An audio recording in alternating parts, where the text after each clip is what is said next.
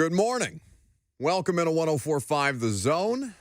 Happy to have you guys here for the next 3 hours. Lucas Panzica and myself, 615-737-1045. That's the number. You also have access to the F&M Bank chat. Facebook, YouTube, Twitter, and Twitch. We got a lot going on. We got Rocket Sanders, the Arkansas running back at 11 o'clock. We got Roger McCreary, Titans cornerback at 11:15. We've got Greg Cosell on Joe Burrow and a lot of stuff to do in between then. But we should start with the most pressing in local news. How often have you been Robert Walsh's cigarette boy? I have been his cig boy 2 to 3 times in the span of the last 3 or so months. So how would you describe the duties of cig boy? The duties of being Robert Walsh's cig boy include receiving a text asking for cigarettes at approximately 8:30 to 9 a.m. to pick them up on your way in. What is it? Menthol 72? Menthol 72. I'm not very good at cigarette categories. And you pick them up at the gas station, and you drop them off in the control room for him. But you know his order.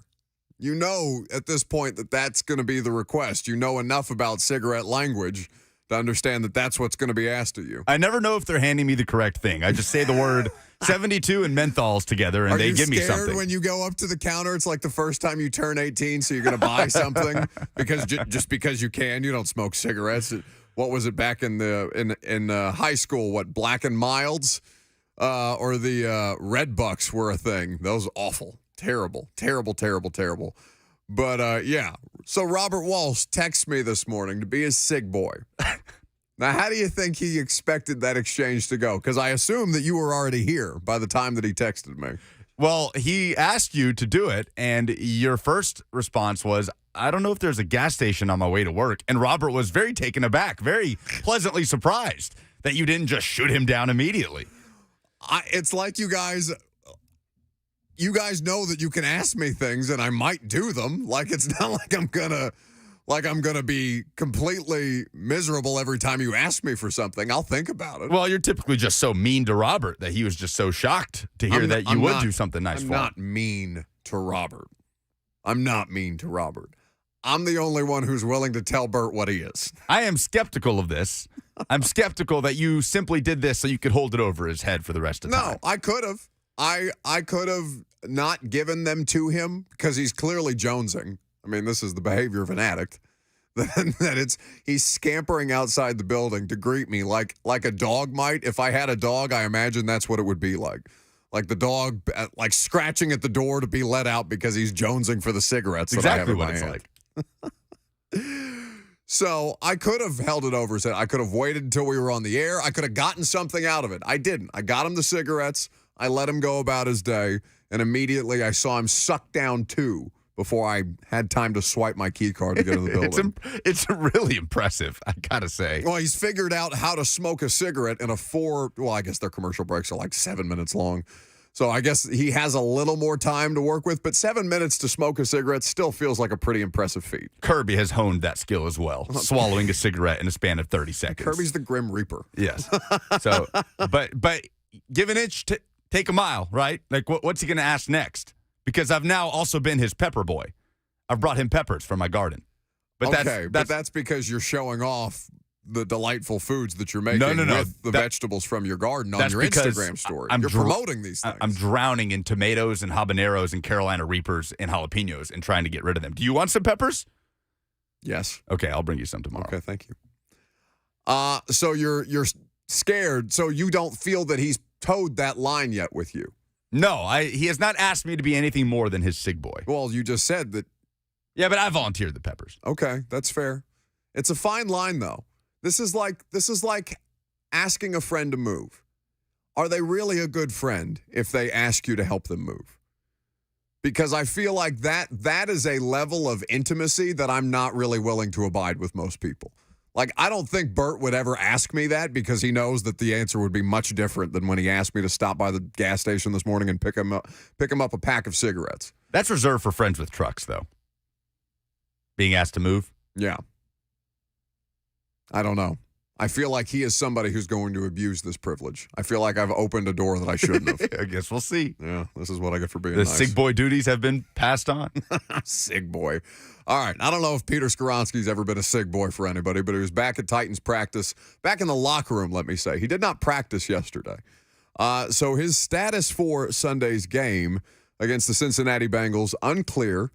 He confirmed the appendectomy, and, I'll let you hear from Peter Skoronski in his own words about being back in the building and about how the experience went to have the ruptured appendix. This was Peter Skoronski yesterday with Titans Media. Yeah, that sucked a lot. A couple rough days there, but definitely made a ton of strides since then.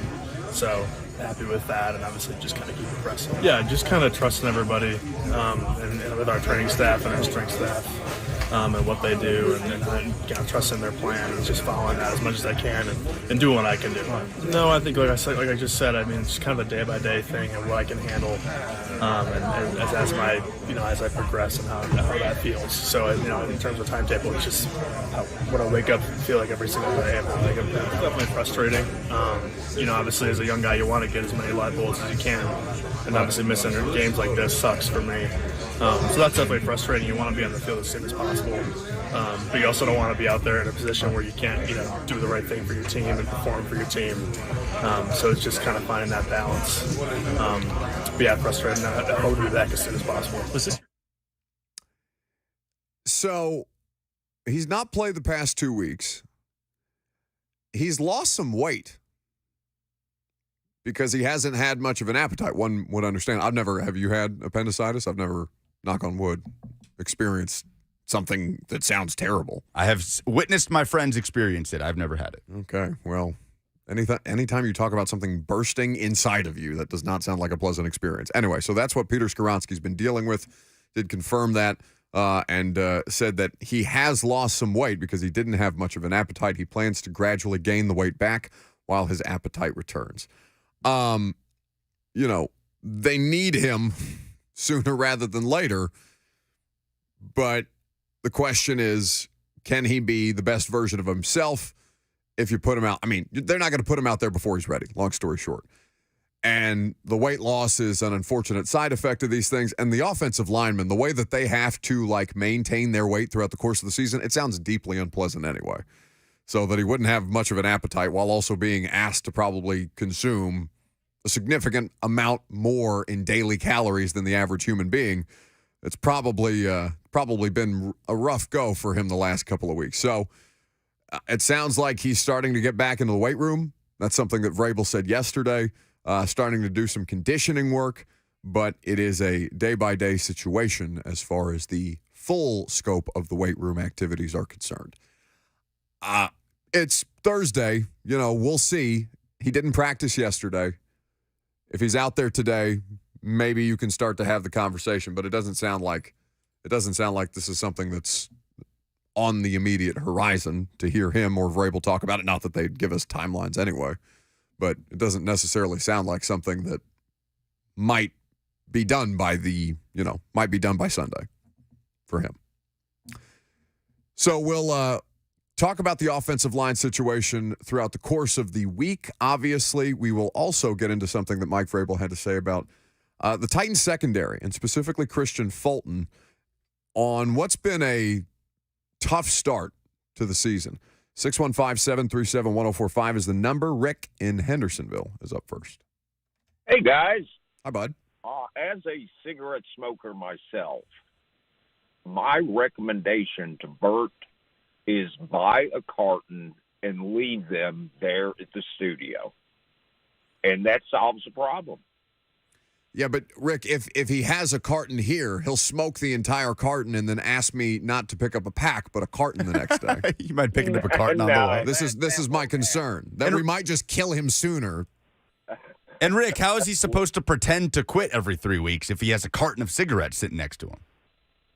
But it's for the morning. It's for the show.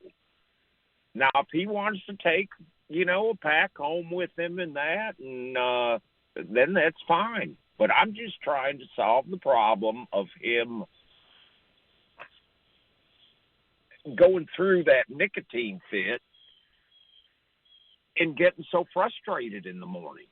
Oh, has he been frustrated? Is this behavior playing out on air? That would be delightful. Maybe I'll start withholding the cigarettes now. No, Bert's a jolly guy. A jolly guy? I don't know. Is anybody jolly at 6 a.m.? Like, the morning show, they put on a good face, but like, I can't imagine anybody's happy to be anywhere at 6 a.m. in the morning. Like, anybody, not the Good Morning America people. I don't care how big Robin Roberts' smile is. Nobody's happy to be anywhere at 2:30 a.m. or whatever time those people have to wake up. Have you ever heard Dawn talk about morning television? That's different. Oh, that's like a oh my God. 3 a.m. wake up call. It sounds like an unrelenting hell. Woof. Anyway, we are going to talk about what Mike Vrabel had to say in regards to Christian Fulton and his early season struggles. That's coming up next. I'm Buck Rising. It's 104.5 The Zone.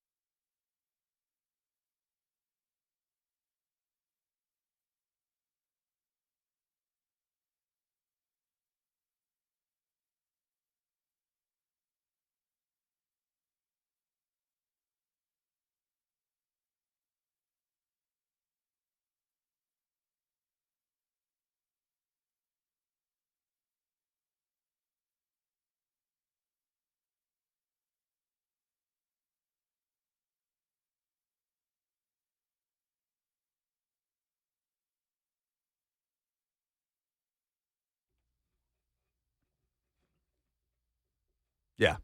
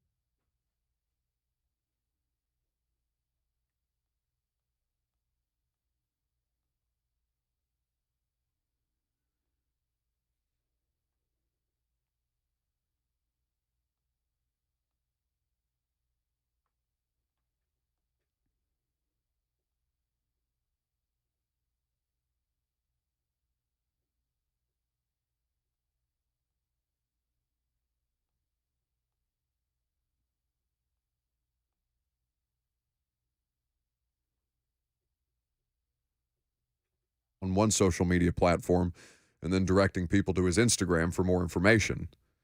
But that we'll just categorize as a situation worth monitoring in the Las Vegas Raiders organization. So hopefully everything's okay with Chandler Jones.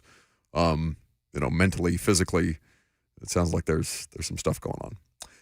Anyway, Mike Vrabel had some strong quotes yesterday talking about, when asked a question about Christian Fulton, the context was, and Terry McCormick asked the question, what can you do to help Christian Fulton kind of work himself out of this funk a little bit right now? Now, for reference, Christian Fulton in 2 of 3 games, because he didn't play in the Chargers game, hamstring injury, right? So that's a part of the story. Guy spends a lot of his time, a lot of his money this offseason in South Florida, trying to work with a training staff that is renowned specifically to help improve the to reduce the recurring instances of soft tissue injuries, basically, is the specific kind of training that Christian Fulton had targeted. And through training camp, looked great, right? We talked about Christian Fulton a lot in the course of the weeks and months that we were out at training camp. And we get to the season, and he's kind of been a liability. He, in 2 of these games, has dealt with a hamstring injury that cost him the Chargers game, is allowing a perfect passer rating when targeted in coverage, 158.3. Now, Cosell, we did the podcast yesterday, the install. Check it out wherever you get your podcasts. Also available on the 104.5 The Zone YouTube channel for you to watch every week. Greg said that Deshaun Watson made some God-tier throws on Christian Fulton and Roger McCreary that were really well defended. It was just a great throw down the field, a great ball placement, receiver made a play. But still, Christian Fulton is a big talking point, not just because he's in a contract year, but because this guy has gone from their best corner when healthy, and the only question being about availability, to now, okay, what's going on here? So Mike Vrabel was asked, as a coach, what can you do to help this guy? This was Vrabel's response. I mean, do your job. You know what I mean? Like, you got to stand up here and you think that, like, you asked me a couple years ago, like, you know, what you can do to help a pass rush. Like, do your job. Like, cover your man. Play cover 2. Reroute. Play inside number 1 when you're in quarters. Whether it's a D lineman, whether it's a DB, you know. And you know, Christian did some cool things. And Christian challenged and he tackled and, you know, he had a penalty and then they, you know, again, late in the game, I don't know, made a mistake. But, you know, I think Christian's going to be just fine. You know what I mean? He triggered, he tackled. I thought he was trying to do the things that we want him to do. You know, just had a mental error late in the game. So just for clarification, you're not concerned about the busted coverages so far? I'm concerned when we lose. You know, and you know, I guess how many busted coverages, you know, have we had? You know, The Saints, the 2 touchdowns. what was the one against the Saints? The one where Shaheed ran right by Fulton. That's not a busted coverage. a busted coverage when a guy thinks that somebody else is going to be over top of him, or you don't cover the guy. Like he was covering the guy. He didn't cover him very well. I mean, do you disagree with that? Or like the way I look at a busted coverage would be one guy thinks you're playing cloud and the other guy thinks you're playing post safety. And the guy runs by him and he looks around and the safety's not there. That's a busted coverage. You know, getting run by or putting your eyes in the backfield and man coverage on a double move, that's a technical error. You mentioned camp, I think, how you wanted to. So that's Mike Vrabel explaining what has gone on, or specifically about Christian Fulton's struggles to start the season. Does that line sound familiar? Do your job. Yeah, you heard that anywhere before? There's a guy up north that says that a lot. His more famous quote lately is about Travis Kelce and Taylor Swift. But yeah, Bill Belichick has a whole NFL Network documentary on him called Do Your Job. So, I mean, I think just to play devil's advocate, if you heard Mike Vrabel tell Christian Fulton, do your job, and you turned around and said, well, coach, your job is to improve the players and coach up the players on the roster, are you in a position right now with the struggles on defense to be telling somebody, just do your job? And, you know, maybe you think that's fair criticism right now. By the way, I don't think, like, Vrabel is not somebody who gets a lot of criticism. Vrabel deserves a degree of criticism in the middle of all this. Like, you can't be 1-9 and be absolved from the issues that they're having, even though I think most of us regard Mike Vrabel in his career as an above-average NFL football coach. He's not absolved from what's going on here. Nobody is, right? When you struggle like this, nobody is off the hook. But I think the criticism is fair of Christian Fulton because it's just such a weird thing to watch. And I get he's probably not right. Like, I know he wanted to play in the Chargers game and they thought it best to have him sit. So it's not like he's taking advantage of the hamstring stuff, or like people thought Adoree Jackson was, and, you know, I mean, frankly, people within the organization thought Adoree Jackson could have gotten out there before he ended up being available to play in that last year that he was here in 2020. It's not a situation where I think Christian Fulton is, you know, not doing everything that he can to be available. I think his offseason speaks volumes to that effect, and the timing is deeply unfortunate for him. And when you can't score on offense, well, hell, let me let Greg Cosell explain to you what he's seeing from Christian Fulton when he watches the Titans secondary on tape. Yeah, and I'm just being honest based on tape. And, you know, I thought that Watson made, and he hasn't done this since he's been around, but he did it in this game. Yeah. I thought he made a couple of just ridiculously good throws. I mean, the 25-yarder to Cooper where it was a stutter fade. And I thought Fulton had excellent coverage, but Watson, his ball placement was so good, and Fulton just didn't get his head around, but he was right there. It wasn't as if he was beat. You know, and that happened a number of times with Watson throws. I mean, the Peoples-Jones 29-yarder on the first third quarter possession, you know, he ran a slot fade versus McCreary. I thought McCreary had really good coverage. It was just another big-time throw. You know, I thought Watson made some really, really good throws in this game. I don't think on those particular plays that I mentioned that the corners were just beaten badly, or, you know, oh my God, they just got killed. You know, so again, not being a coach, I don't know the technique they teach and what a coach will say on those specific plays, but, you know, sometimes you got to tip your hat. Those were just brilliant throws against quality coverage. I don't know if that makes you feel any better, because it means the one thing that we talked about all week, don't let Deshaun Watson get right against you. And then Greg is saying, oh, he's making throws in that game that he hasn't made as a Brown. How has your Deshaun Watson opinion of his performance Sunday evolved since that game? It's kind of like my Usher opinion. From so total 180?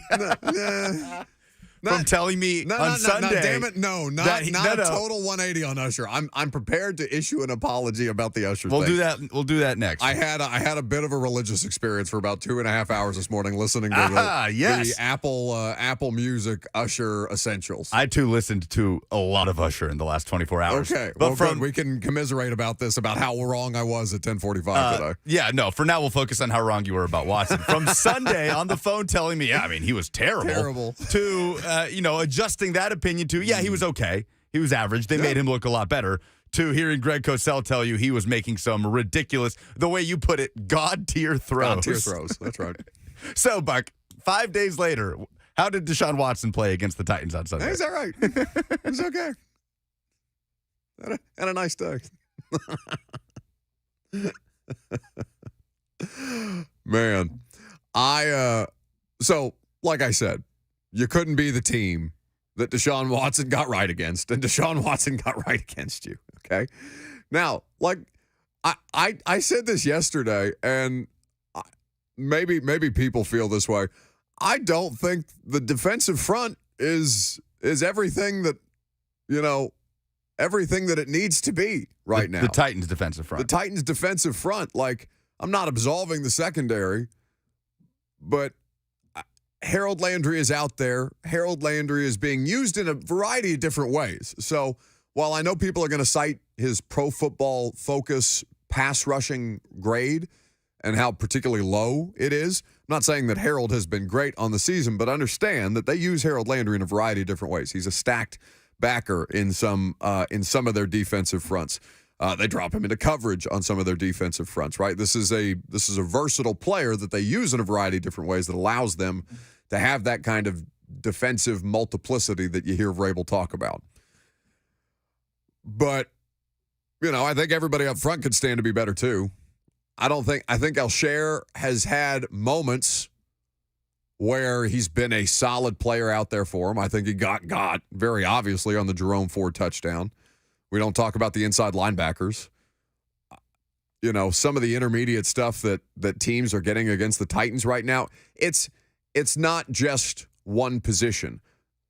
Here's the thing, though, because what Greg says in the podcast as well is that when you can't score on offense, every single problem that you have outside of that is magnified times 10 because you're frustrated for obvious reasons. Like if you're not getting anything going, as they were not getting anything going, I mean, it's as stinging of criticism as I've heard Greg offer about a Titans offensive group, because again, you have to damn near try to only get 94 yards of net offense in an NFL football game. Truly. For Christian Fulton to have some of these plays where he's in coverage, for Jeff Simmons and Danico Autry and Arden Key and Harold Landry to not be getting home as often as they'd like, for the defense to only have one interception through 3 games and things like that, everything is magnified when you can't score on offense. So I'm not saying that, Andre Dillard being a serviceable left tackle for the rest of the season is going to solve every problem that you have. But it is going to make you feel less angsty about everything else that's going on, because I feel like people are hyper-focused on Fulton because you need something. You need something to take out your frustrations on. And one player, one face, one number is easier to identify than going through all the different layers where there are issues popping up. So if you look at the numbers, it's kind of all over the place with the defense. The standard has been kind of upheld on rush defense, right? Mm-hmm. They're top 3, top 5 in rush defense. They're top 10 in sacks, but bottom 5 in hurries, bottom 10 in pressures, and bottom 5 in passing yards allowed. All over the place. Yeah. I mean, the defense was on the field for so much of that game against the Browns that, at a certain point, when your offense can't get anything done that way, you have to grade on a curve of exhaustion, even though nobody wants to hear about that. They forced 3 turnovers, which is tied for 20th best in the league. And it's another game where the offense didn't turn the ball over. That's what makes that game so wonky. They didn't have a turnover and they got their asses kicked like that. It's wild. Wouldn't it be so much better if there were like 3 or 4 interceptions? Like, that's crazy to say. But wouldn't it? Wouldn't it make you feel better? Well, Honestly. because would it make Like, what an okay, I'm interesting not- question. In hindsight, I guess if that is what had happened on Sunday, there still would have been meltdowns all over, this show all week about Ryan Tannehill. But Yeah. at least there would be things you could point to.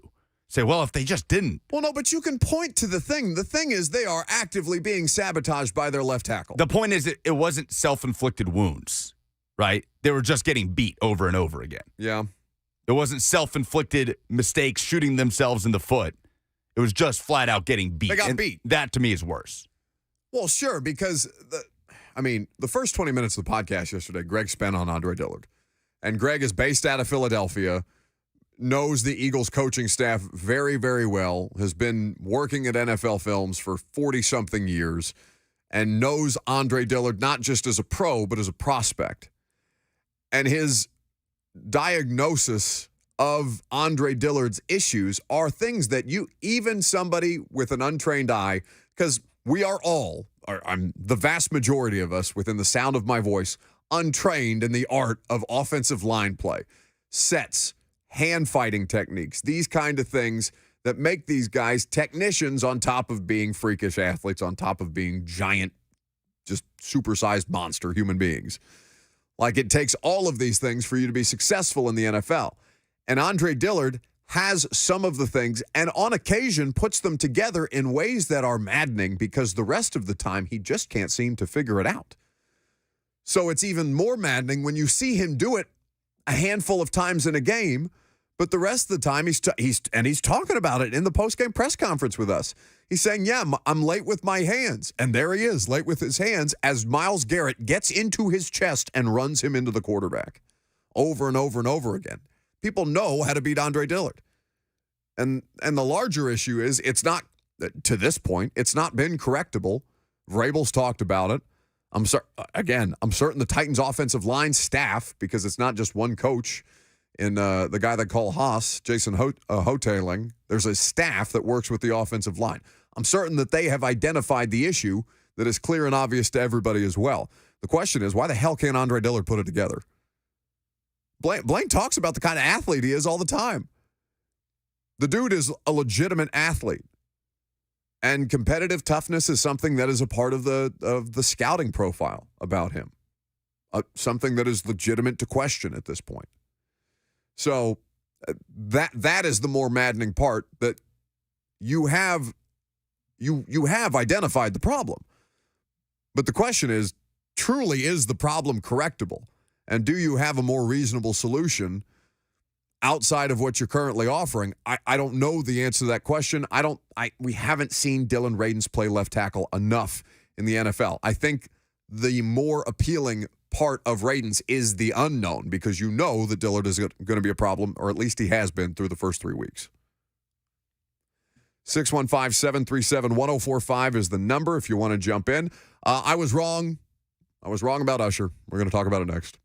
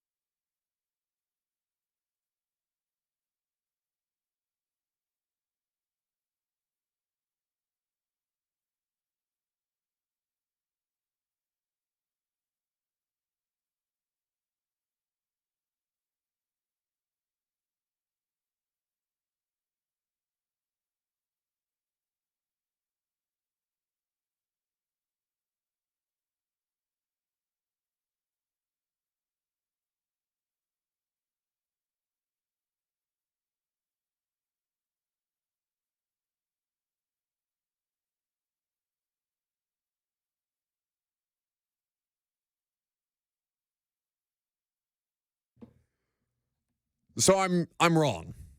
I'm wrong about Usher. I'm wrong about I'm wrong about the tone that I spoke about Usher with yesterday. So dismissive. I shouldn't have been as dismissive as I was. I still think that there is a conversation to be had about the terms that the NFL is using to define him as generational defining talent, Usher. But this has probably been the thing that I have been most, or at least most criticized about, the opinion that I've been most criticized about. We're talking about this because Usher is playing the halftime show, and we were talking about Taylor Swift and how much, the amount of traffic the NFL is going to get off a Jets-Chiefs Sunday night football game they have no business getting just because Taylor Swift is going to be there. They're getting the Taylor Swift clicks that they want, so Usher can do the halftime show and they can chase Taylor for another Super Bowl halftime to come. But I should not have been as dismissive as I was. I almost wish that you would have come back with something else because, no, this is my favorite Usher song. Is it? Yes, I love this song. I've known every word of this song since I was in sixth grade, and I can't explain why. Well, I can explain why. It's because Usher is the thing that played. You and I are about the same age. I'm talking about hearing "Yeah" by Usher, Lil Jon, and Ludacris at 7th grade mixers. All right, the awkward times when you're trying to figure out, oh my God, can I dance with a girl? Do I know how to do this? How do I make my approach? How does this happen? For me, it was very awkward, very Caucasian, all of it. It was "Yeah" and "Low" by Flo Rida was top of the charts when I was in middle school, 8th grade. Flo Rida, We've talked about Flo Rida because he played the Music City Grand Prix. You were with me, right? When No, I did not go to the Flo Rida concert. It was awesome. It was so good. Of him bringing service animals and small children up on the stage. Let me get all my children up on the stage. Anybody between the age of 20 and 40 up on the stage. Every category he brought up on the stage with him. It was amazing. So I'm willing to admit, because when's the last time you listened to a whole Usher album? Honestly. Yesterday afternoon. Well, beyond yesterday afternoon. He has made recent music, but it's not like the stuff that he's most famous for, right? So it's been a while since I've thrown it on, and this morning while I'm making breakfast, I am so, God help me if the Ring camera would have caught me on camera making breakfast this morning, because I am jamming the bleep out. He has been at the top of the R&B game since the mid 90s. This dude's been around since right when we were being born. Usher's been around making music. I am ashamed to say that because he has been in my life for so long, since basically my cognitive existence, I think I've taken Usher for granted. Oof. Tough scene. What's your favorite Usher song then? Let It Burn is a great one. I'll be honest, I was listening to Climax on the way in the car. On the way to work today. So listen, if somebody had pulled up next to me when I'm stopping to get Bird his gas station cigarettes today, driving down DB Todd, listening to Climax by Usher, there's a sight. Oh, that's going to be an awesome halftime show. It is going to be, it's in Vegas too. It's going to be electric. So I didn't realize that he has a Vegas residency. Does Vegas residency status, like Celine Dion, is Celine Dion generational defining talent Celine Dion? Ooh. That's what I'm saying. Because Britney Spears, Vegas residency, and I'm not, I know Britney is doing dances on Instagram right now with butcher knives in ways that are very, very, very concerning. But Britney Spears, at her height, generational defining talent, also had Vegas residency. Are we, because that's Sleazy down the hall from Kenny Smoove and the morning show crew at 92Q. Sleazy said, if you have a Vegas residency, you're probably a pretty big deal, which I acknowledge. But the question, again, the issue, I'm not anti-Usher.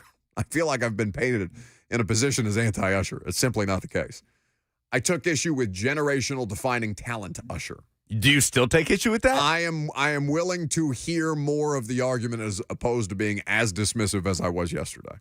What did Sammy tell us yesterday? 11 number ones, Billboard number one hits. He crushes R. Kelly. He crushes R. Kelly in Billboard, in the Billboard charts. And I know things like Drake is past the Beatles, and to some music people that's offensive.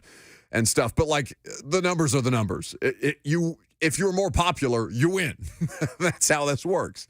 So I'm willing to concede the L there, and R. Kelly is not a position that I'm willing to over-defend, so you can have that one. So tell me if you think there's some Vegas residencies coming up. Tell me if you think any of these are not worthy of the Vegas residencies that they are getting coming up in. Again, I'm not questioning Vegas residency. Generational defining talent is the thing here. Right. I'm saying, which of these artists do you think is not worthy of a Vegas residency that they are getting in the next couple months? Adele? Wait, Agent S. just asked you to ask me, where was Usher at 7 o'clock?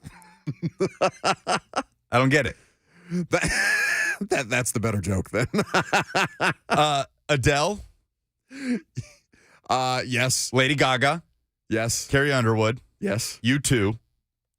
Yes. Keith Urban? Oh. Garth Brooks?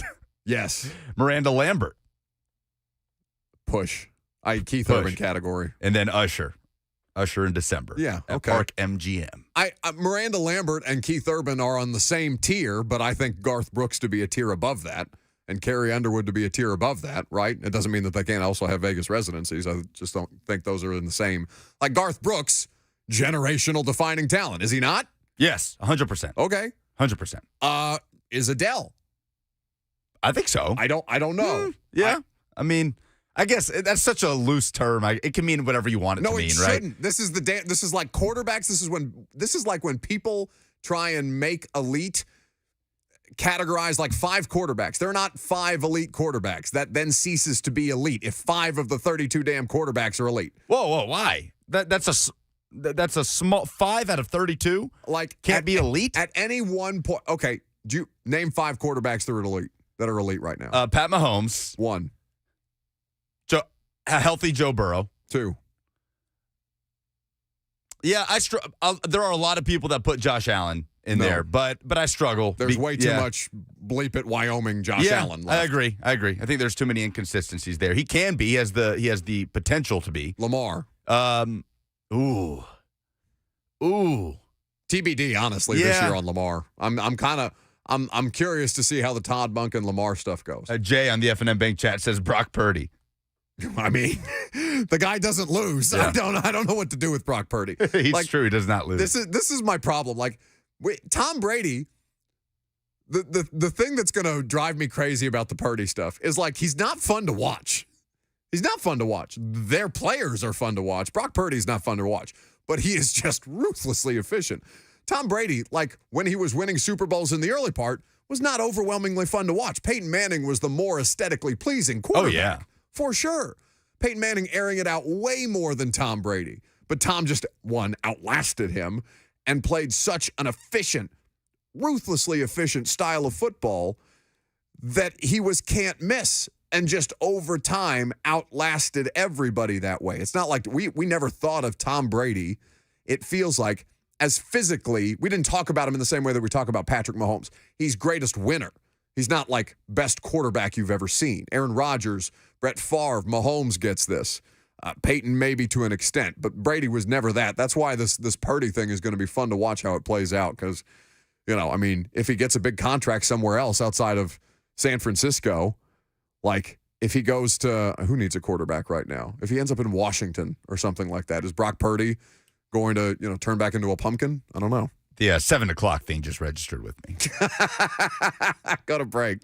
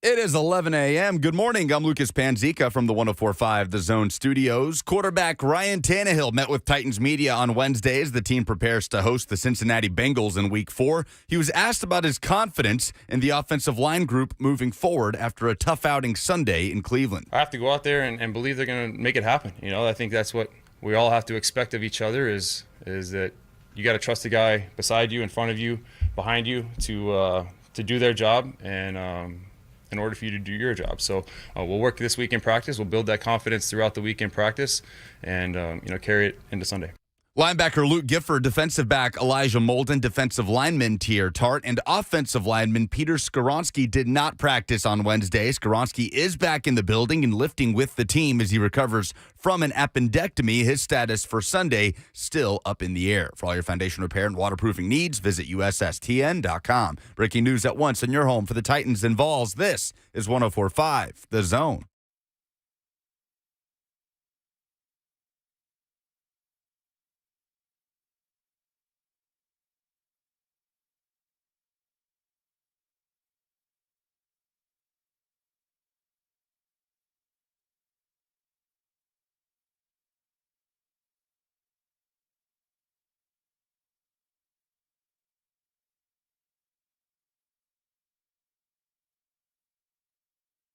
Second hour is upon us. Welcome into 104.5 The Zone. We're happy to have you. Got a lot going on in the second hour. Arkansas running back Raheim Sanders going to join us here in just a little bit. Titans cornerback Roger McCreary will also be here in just about 20 minutes from now. 615-737-1045 is the number if you want to be a part of the conversation. We also have some Titans tickets to give away for Sunday's game against the Bengals.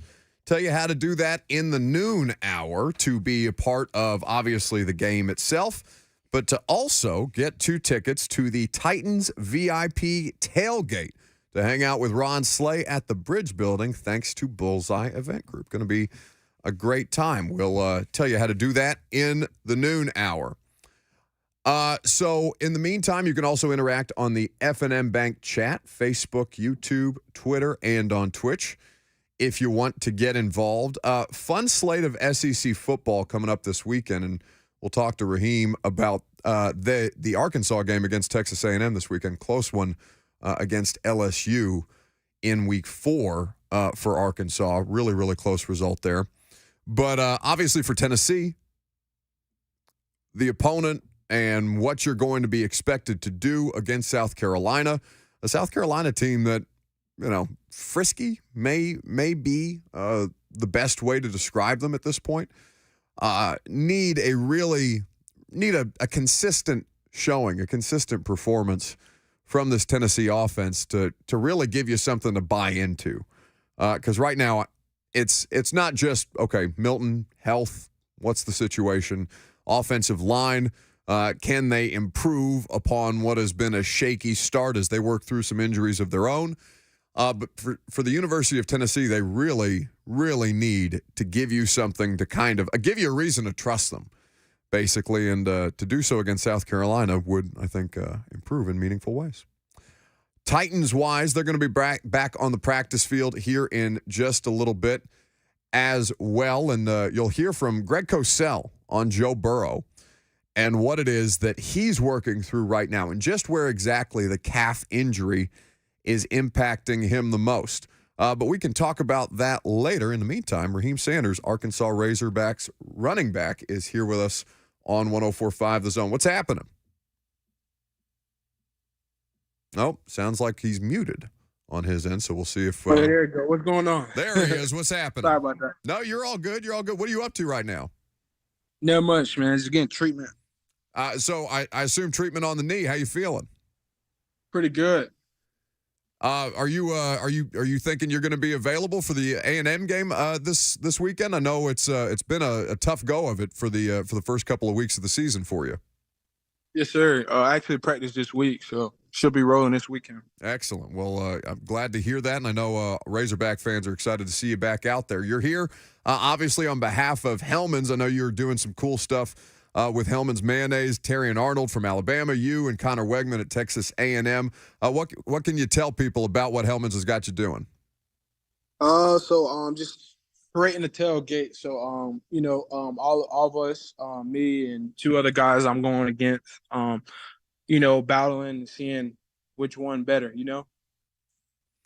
And so for people to be able to vote on that, they can go check out your social media profile at Rocket Sanders is where you can follow him to get likes. That's how they compete in this contest. You can like the recipe picture that is posted there. And for more information, we'll tell you more about what Hellman's has going on later on in the show. Obviously, we have Will Levis here in Tennessee, Raheim, the former Kentucky quarterback, now Tennessee Titans quarterback here, famously put the mayonnaise in his coffee. I think he's a bit of a mayo god at this point.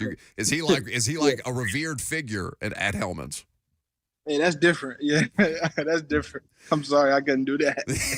What's not in the coffee? That's different. I don't understand. Like, what's the weirdest combination of food you've ever done or ever seen somebody do? Well, I ain't gonna lie. I feel like a lot of people don't do it, and I do this right here, and I feel like they sleep on it too. But I usually do ketchup and ranch and mix it together, or ketchup and mayo. I feel like it's pretty good. I just mix it together. Rocket Sanders here with us on 104.5 The Zone. Who's the first person to call you Rocket? Actually, Little League coach. That's who came up with the name whenever I was like 6 years old. Made my first touchdown without getting touched. And at that point, like you're destined to be a running back. Like that's one of the coolest running back names out there, Rocket Sanders. It's tough to beat that. Oh yeah, that's different. So if I go so my favorite running back name, especially in the SEC the last couple of years, Kavasier Smoke. Obviously, he transferred out of the conference here recently, but do you have a favorite running back name other than, obviously, Rocket Sanders? I wouldn't say favorite name, but I got a favorite player. That's Leonard Fournette. So what about Lenny makes him your favorite player?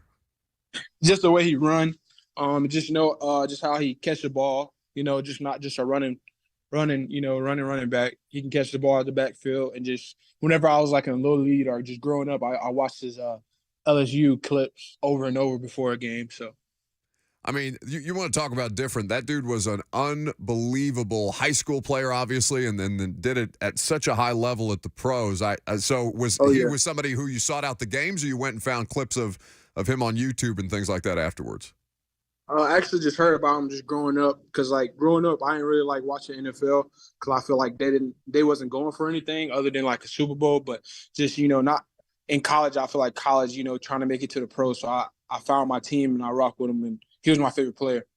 Arkansas running back Raheim Sanders here with us on 104.5 The Zone. They got a big game coming up against Texas A&M this weekend as SEC teams start to get back into conference play. So for you guys, obviously you've missed some time with the injury, but what have you liked about what you've seen from your team so far in the season, and what are you most excited about coming back into the lineup?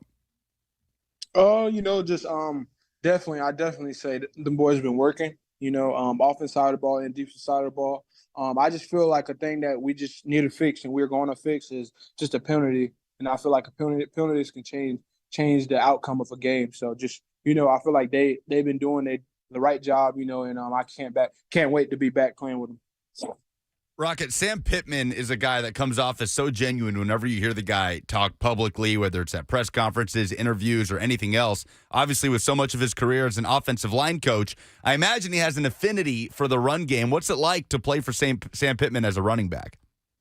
I feel like it's different just because it's like it's in a good way. I feel like it's different just because, whenever it's third down and, a couple inches, you're going to say run the ball. And even if whenever we close by the touchdown. So I feel like as a coach, I feel like he trusts to run. And just being an offensive line coach at Georgia.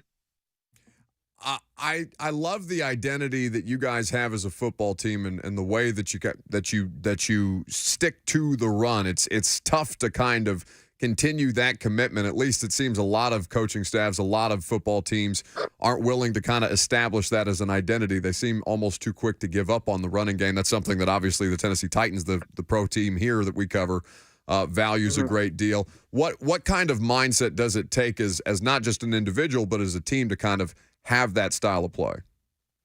Or just running the ball, of course, is aggressive start. We got, aggressive type of running we do. So I feel like just everybody got to buy in, and not even just the offensive line, but the receivers because they blocking for us as well, and the quarterback as well. Not blocking wise, but he's the guy that's gonna make the run better. But just by off like the read, that he looking for. But other than that, I feel like just aggressive. I feel like a running offense got to be very aggressive up front. He's Rocket Sanders, Arkansas running back, kind enough to spend some time here with us on 104.5 The Zone. He's here on behalf of the Hellman's Award. He's competing against Terry and Arnold, Connor Wegman, fellow SEC football players. The voting, you can go to like the Instagram post at Rocket Sanders on Instagram. The winner will be announced on both Hellman's and the winner's Instagram channels as the winner shows off their newest award. Continued health and success. Look forward to seeing you back out there on Saturday, Rocket. Yes, sir. Thank you. It's Rocket Sanders there with us on 104.5 The Zone. A lot of stuff to cover in the SEC. We'll get to that a little later on. We'll take a quick break. Titans cornerback Roger McCreary will join us coming up next. I'm Buck Rising. It's 104.5 The Zone.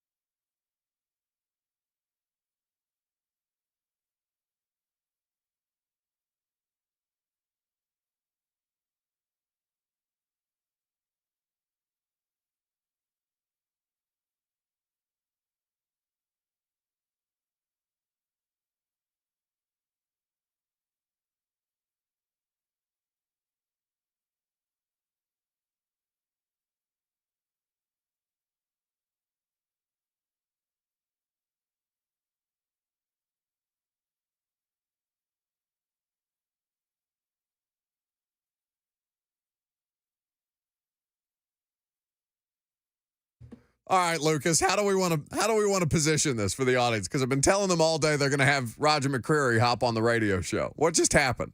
Audible. Okay. We're making a check at the line of scrimmage. Well, this sounds about right. Sean Murphy Bunting, not Roger McCreary, is going to join us here in just a second. A miscommunication. It's fine. We'll adapt. We'll adjust. Not a busted coverage. Should we play that audio for Sean? I honestly think he'd get a kick out of that. Like On Vrabel schooling one of us. explaining what a busted coverage is. Yes. Basically, is he as dismissive of you guys as he is of us when we ask him questions?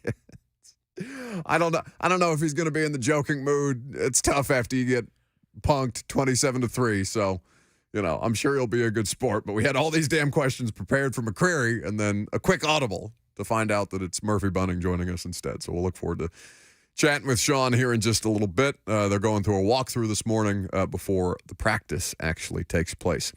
A reminder that it is Titans Ticket Thursday. And in the noon hour, we will tell you exactly how you can win those 2 tickets to see the Titans take on the Bengals this weekend and to get a pair of tickets to the VIP tailgate to join Ron Slay at the Bridge Building thanks to the Bullseye Event Group. So we'll do that in the noon hour later today. I'm also excited because we've got the details. We're starting to hammer out the details for the London situation because the morning show, myself, we're going to London to cover the Titans and the Ravens, and we'll tell you more about that later on in the show. But obviously, this is a big opportunity for the Tennessee Titans at home. Cincinnati Bengals coming to town. We know that everybody is in a situation at the start of the season where they're still feeling things out. Cincinnati in a similar situation. I know that everybody's looking forward to getting back out on the field. Sean Murphy Bunting joins us now on 104.5 The Zone. What's happening, Sean? Hey, man, what's going on? How you doing? I'm good. So your PR staff sabotaged me here, and I love Puff to death. But he told me that Roger was going to be on the radio show today. So we have like 20 questions about baked beans. We're utterly unprepared for your presence today. I hope you are you ready for baked beans questions? We don't know how to handle this. I guess I'm ready for whatever you got to throw at me. What is the best thing to add to baked beans? No, we're not actually doing this for brown Sean. We're sugar? not wasting this man's time. Is it bacon? Like, if you have to add something into a pot of just plain baked beans, what are you tossing in there? I think it's pineapples, honestly. Oh, Pineapples. Nice. Absolutely love that answer. Okay, walk me through this. So this is a part of mom. Yeah, this is a part of mom's recipe. Yeah, mom's put the pineapples in. She usually has some type of sugar, so she makes them more like sweet, I guess than savory. I guess it's more of a Midwest thing as well. I'm from Detroit, so.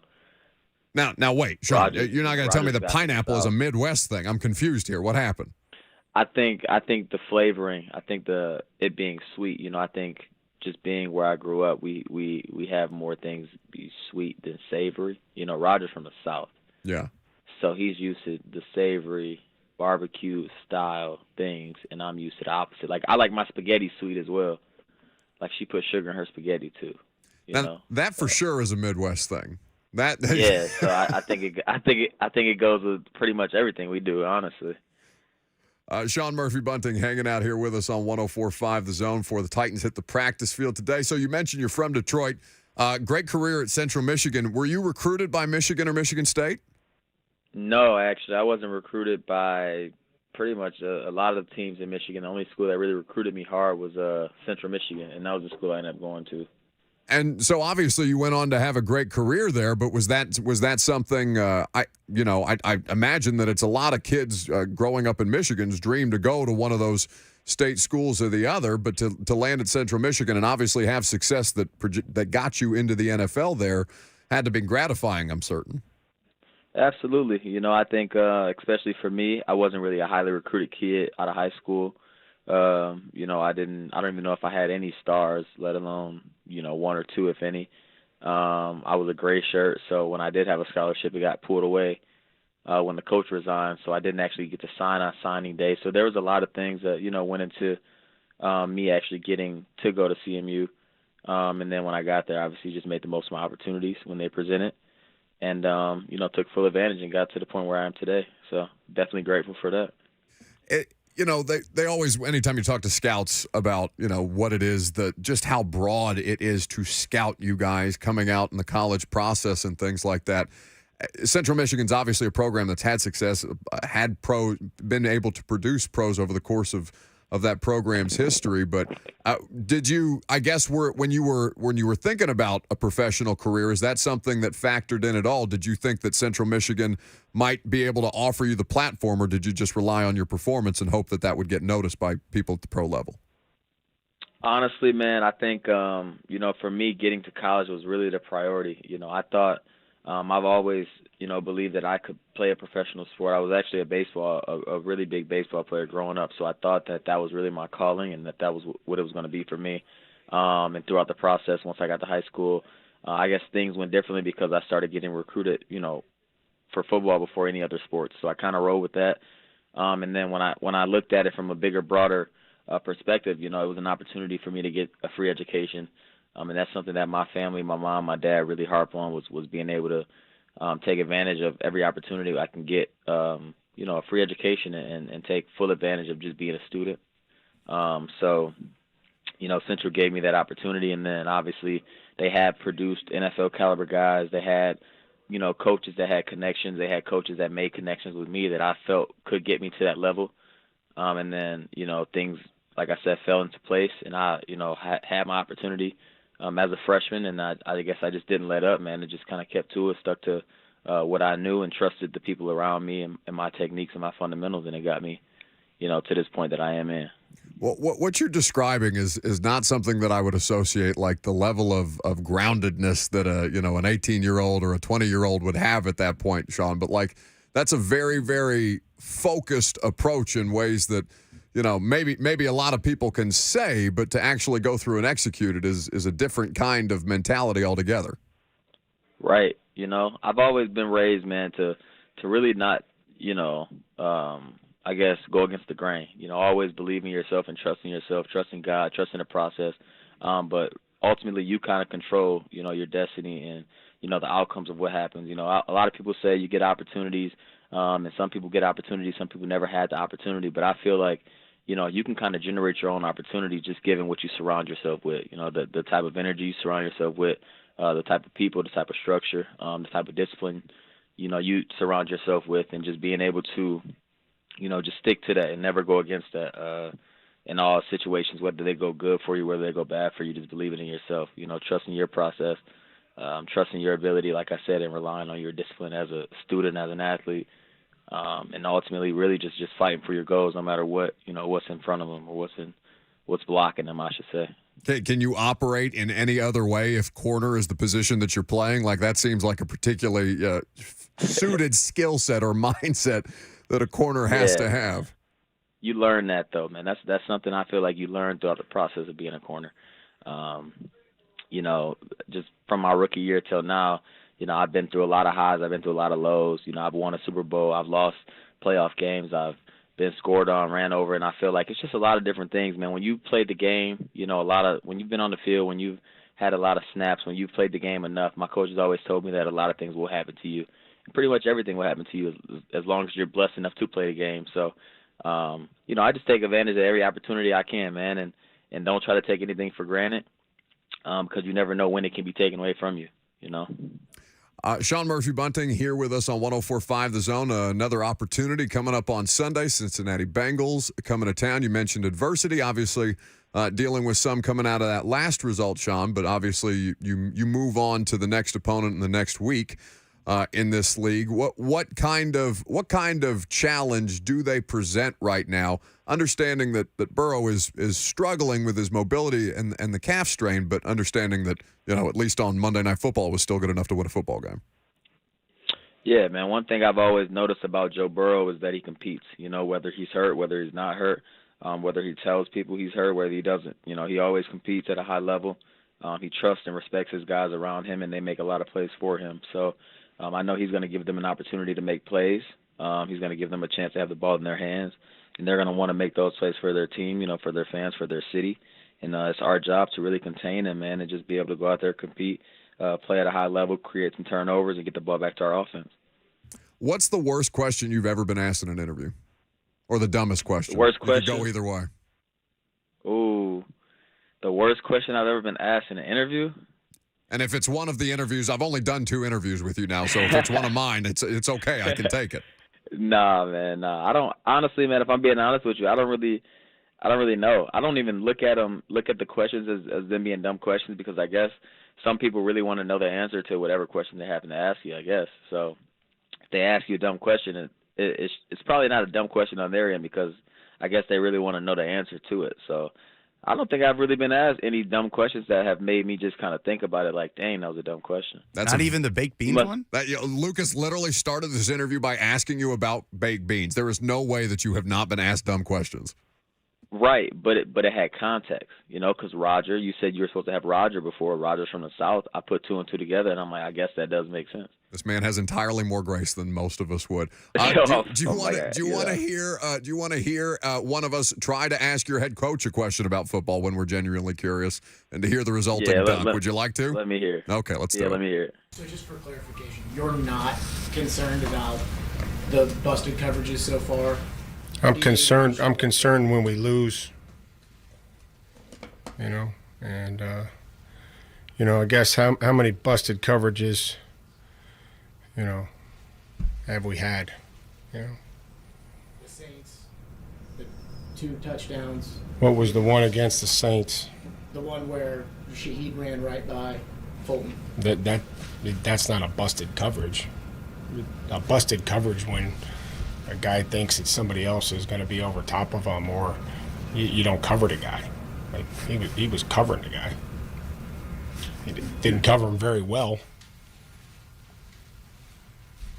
I mean, do you disagree with that? Or like the way I look at a busted coverage would be one guy thinks you're playing cloud and the other guy thinks you're playing post safety. And the guy runs by him and he looks around and the safety's not there. That's a busted coverage. You can hear him snarling through his words, Sean, and it cracks me up every time. Oh, man. I mean, he's got a point. Well, is that – I know you got to run to practice, and I don't want to keep you long just because we're enjoying the conversation, but, like, is that – your position has to be one of the easiest or defensive secondary play. Like, it has to be one of the easiest positions to misunderstand when you're watching it and you think you see or you think you understand what you're seeing. In reality, we have no idea what's going on.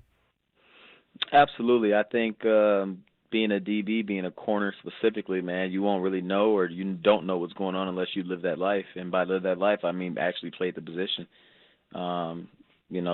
It's not always what it looks like on TV or on the internet or Twitter or whatever, these people post nowadays, because you don't know necessarily what the communication was between the individuals. You don't know what the game plan was between the defense or what they were looking for on certain plays and tendencies like that. So, I always keep open grace for people whenever they try to criticize a position, or specifically cornerbacks and DBs when they've never played the position. So I kind of just let them talk and do what they want to do. But deep down, obviously, I know as much as they know that they don't. Unless you played the position of corner, you really shouldn't be able to speak on it in that term, in that text. Sean Murphy Bunting, kind enough to spend some time here with us on 104.5 The Zone. You can check out the work that he's also doing with his Successful Jocks program, a nonprofit organization that is dedicated to making a difference in the lives of student athletes. Sean, I appreciate the time as always and the thoughtful responses, man. Thanks for having some fun with us. Hey, you know it, man. I appreciate you having me again. Thank you. Sean Murphy Bunting with us on 104.5 The Zone. You want to tell people what you just whispered in my ear as I'm trying to gracefully transition from one thing to the next? There's food in the break room. Just want to give you a heads up. What a great day. We've had Raheim Sanders on to talk about mayo, Sean Murphy Bunting on to talk about baked beans. Robert Walsh just dropped off Jimmy John's in the studio. He came in here in the middle of me conducting an interview and slid a sub across the desk at me. And I've just been alerted there's barbecue in the break room. What a great day. You asked them a lot of Central Michigan questions. Do you know what their little catchphrase is? Their kind of their motto? No, I know that they are the Chippewas, but that's the extent of my Central Michigan knowledge. Fire up, Chips. Fire up, Chips. Yep, I love it. Isn't there an unhinged Central Michigan play-by-play call from a couple of years ago touchdown CMU or something ridiculous. I swear to God that's a thing. In fact, I want to find that. They did have one of the craziest finishes in bowl game history. I think this might be what I'm talking And I about. wonder if Sean would have been on that team. Oh, damn it. If we just blew the interview, that would so be on par. It's not, we could blame it on us expecting Roger McCreary to be here today. But me asking him 5 Central Michigan questions and not knowing that he was on one of the most ridiculous bowl game finishes of all time, if he was in fact on that team, would be so par for the course. It was, I want to say it was like in the 2017-18 range, and he came into the league when? Was it his rookie year that he won the Super Bowl with the Bucks? Yes. In 2020? Yes. So, So it's 2016. I think he would have been on this damn team. yeah, against he would have been a Oklahoma freshman. State. He would have been a freshman. Oh, we're so stupid. No. We're so stupid. No, it wouldn't have been 2016. I need you to play.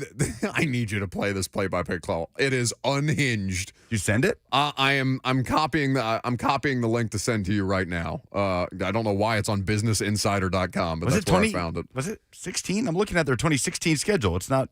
They lost to Tulsa in the Miami Beach Bowl. This appears to be.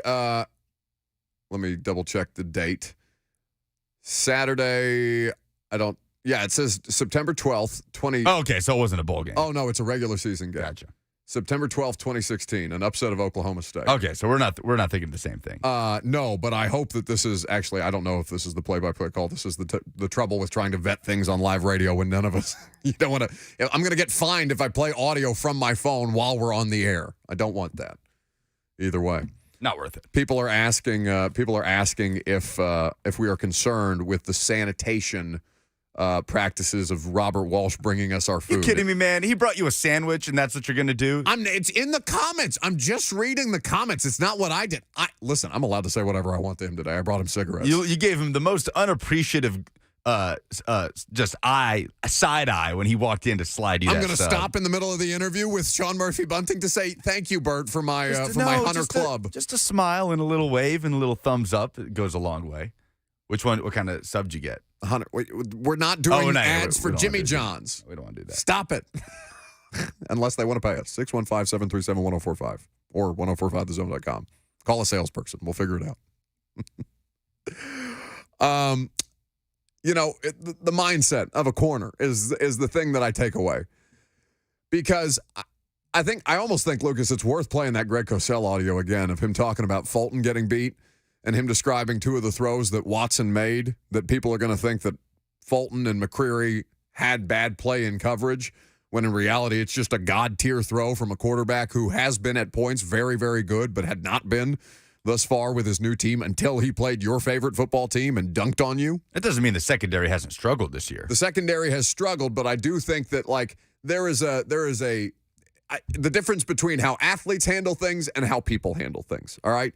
It's always funny to me to see former athletes when they come into the media. And I'm sure Blaine could speak to this. I'm sure Ramon could speak to this. The idea that media is such an insecure working environment. Like, you have some of the most fragile, ridiculous, you want to talk about unjustified ego, you're looking at it, okay? Like, insecurities, unjustified ego, and the professional athletes come into the media space after their playing careers are done. They're saying, "Oh my God, this is the kind of person criticizing me on a regular basis. You're insane." Athletes approach things one way, fans and media tend to approach it another, and I always think it's good to kind of help people understand the disparity between those two mindsets, where the corner is looking at it and be like, "Yeah, I'm going to get beat on a play or two here. Doesn't mean that I can give up or just that I suck for the rest of time." You can't exist that way. That's why when people talk about confidence with a professional athlete, I think it fundamentally ignores the way that athletes are wired to always have that degree of confidence. Otherwise, you're Andre Dillard in the locker room afterwards, and you just seem a bit broken. Now we're having sub debates going on in the chat at this point. See what you've done. All right. What are we doing coming up next? We are going to get into the rookie quarterbacks, evaluating the rookie quarterbacks through the first 3 weeks. Those that have played, 2 of them here in the AFC South. You're going to hear from Greg Cosell on Joe Burrow, later in the show, and a lot more college football talk as well. I'm Buck Rising. It's 104.5 The Zone.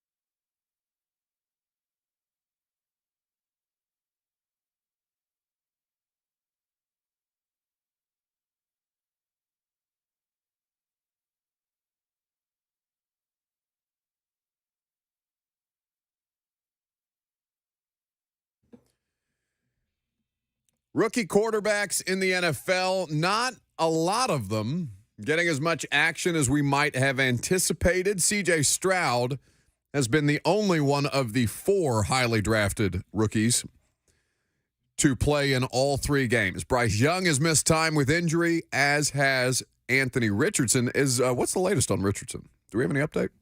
Concussion protocol, still kind of being evaluated. I think his status is in doubt for the Colts matchup on Sunday against, who do the Colts play? I'll find out.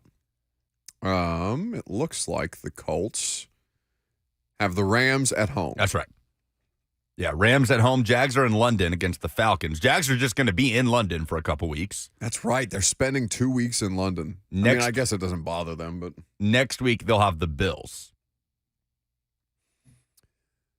So, the Bills look really, really good all of a sudden. After Josh Allen single-handedly gave away a game. They have flipped a switch. They're just killing people the last couple weeks. Looks gnarly.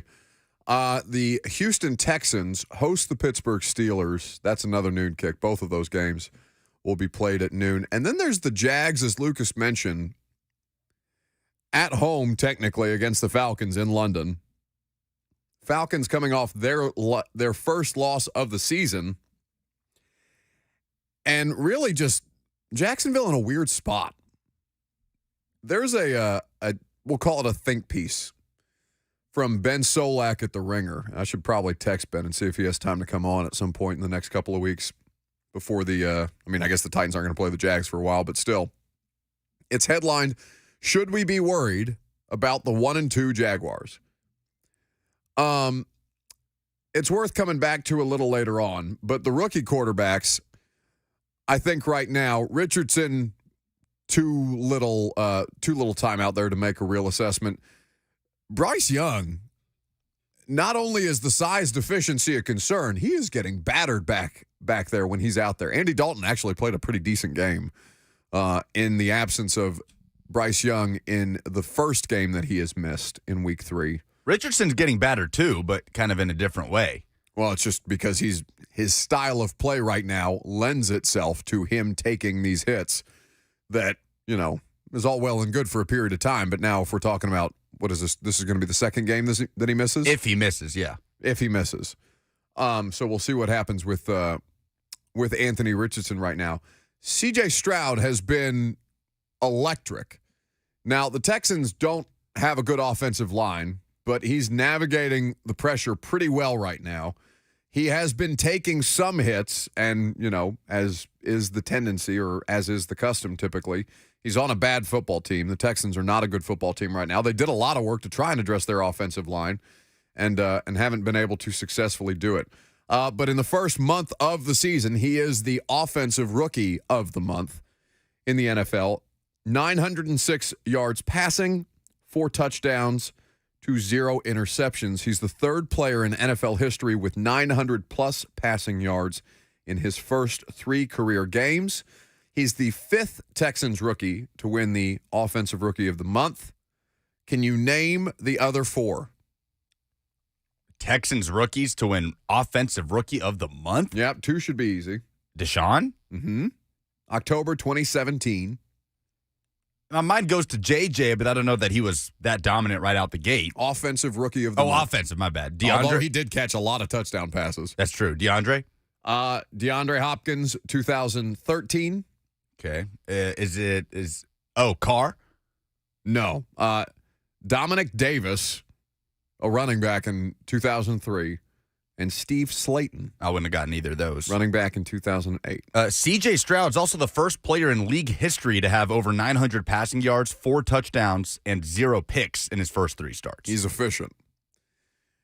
And, Houston's defense has shown something in spurts, but hasn't played overwhelmingly consistent.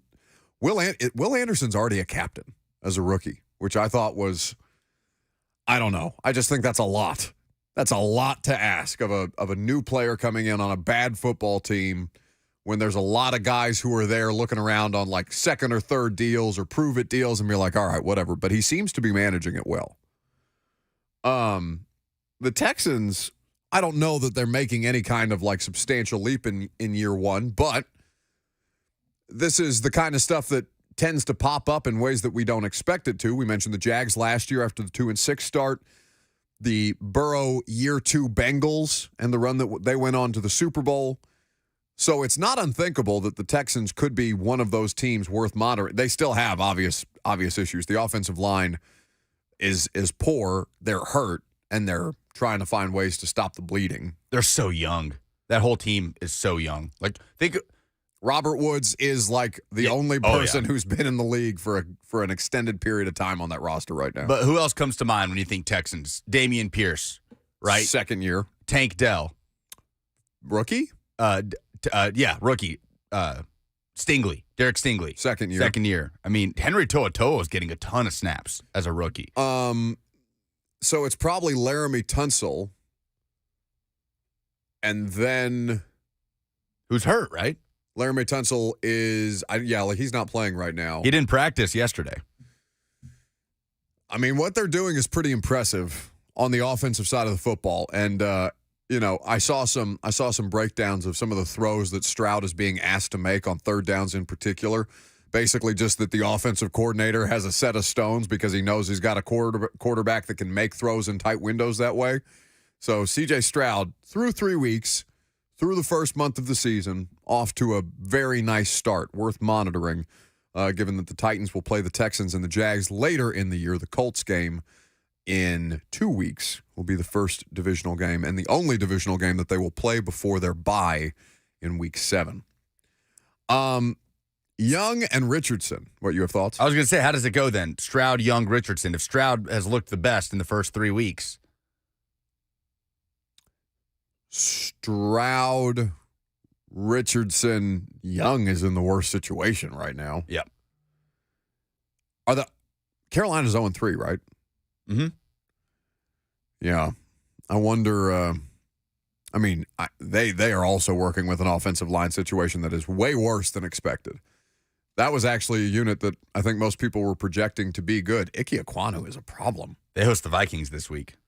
Oh. 2-0-3 teams. Can Minnesota go 2 consecutive weeks so early in the season, in the first month of the season, having already played half of their games as loser leaves town? If they lose that game. Minnesota? Yeah. Talking about back-to-back weeks. You said Carolina hosts? Yeah. Back-to-back weeks of playing a winless team. And if they lose that game to start the season 0-4, there's going to be a meltdown up there. Bryce Young did return to practice yesterday. I heard a discussion at some point about the Jets trading for Kirk Cousins. The Jets can't trade for anybody, right?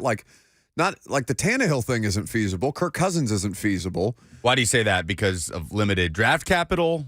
I mean, Tannehill is more feasible because he's on an expiring deal. But, if the Jets were to trade for Kirk Cousins, he has multiple years left on his contract. I know Rodgers deferred a bunch of money to next year, but they can't. Rodgers is technically under contract next year. We'll see what happens, whether he ends up playing or not, but it sounds like he's going to try. I don't know that, people shopping around for various quarterbacks like Kirk Cousins and Ryan Tannehill, I just don't know that there's a move for a team that makes sense out there right now. But are the Jets not in desperation mode? Man. Where there is a Super Bowl roster up there with the only missing piece being the most important one in quarterback, and nobody believes that Zach Wilson can be that guy. That's a tough spot to be in.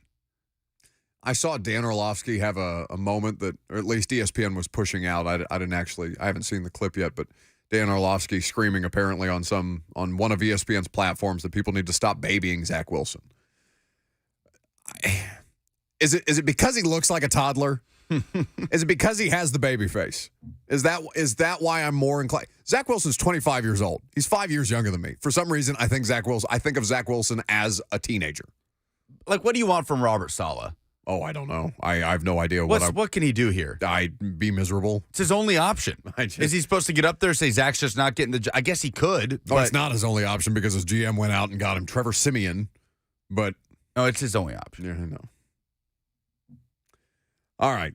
Coming up next, what options do the Bengals have if Joe Burrow continues to play through this injury? You're going to hear from Greg Cosell on how it's impacting what Cincinnati wants to do on offense. We'll do that coming up next.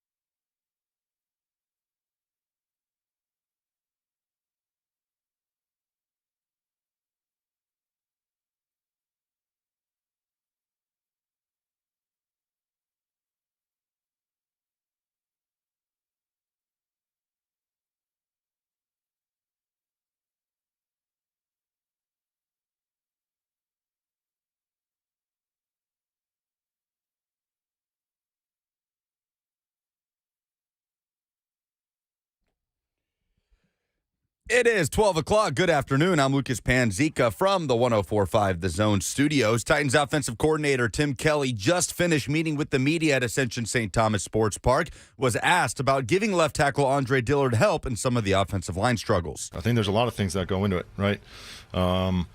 Ultimately, that group, it's all about the sum of the five. So how do we get our best five on the field? And then how do we get those five to play at a higher level than what they played at last week? Titans back on the practice field today in preparation for the Week 4 matchup against the Cincinnati Bengals at Nissan Stadium. Yesterday, Luke Gifford, defensive back Elijah Molden, defensive lineman Tier Tart, and offensive lineman Peter Skoronski did not practice. Skoronski is back in the building lifting with the team as he recovers from an appendectomy. For all your foundation repair and waterproofing needs, visit USSTN.com. Breaking news at once on your home for the Titans and Vols. This is 104.5 The Zone.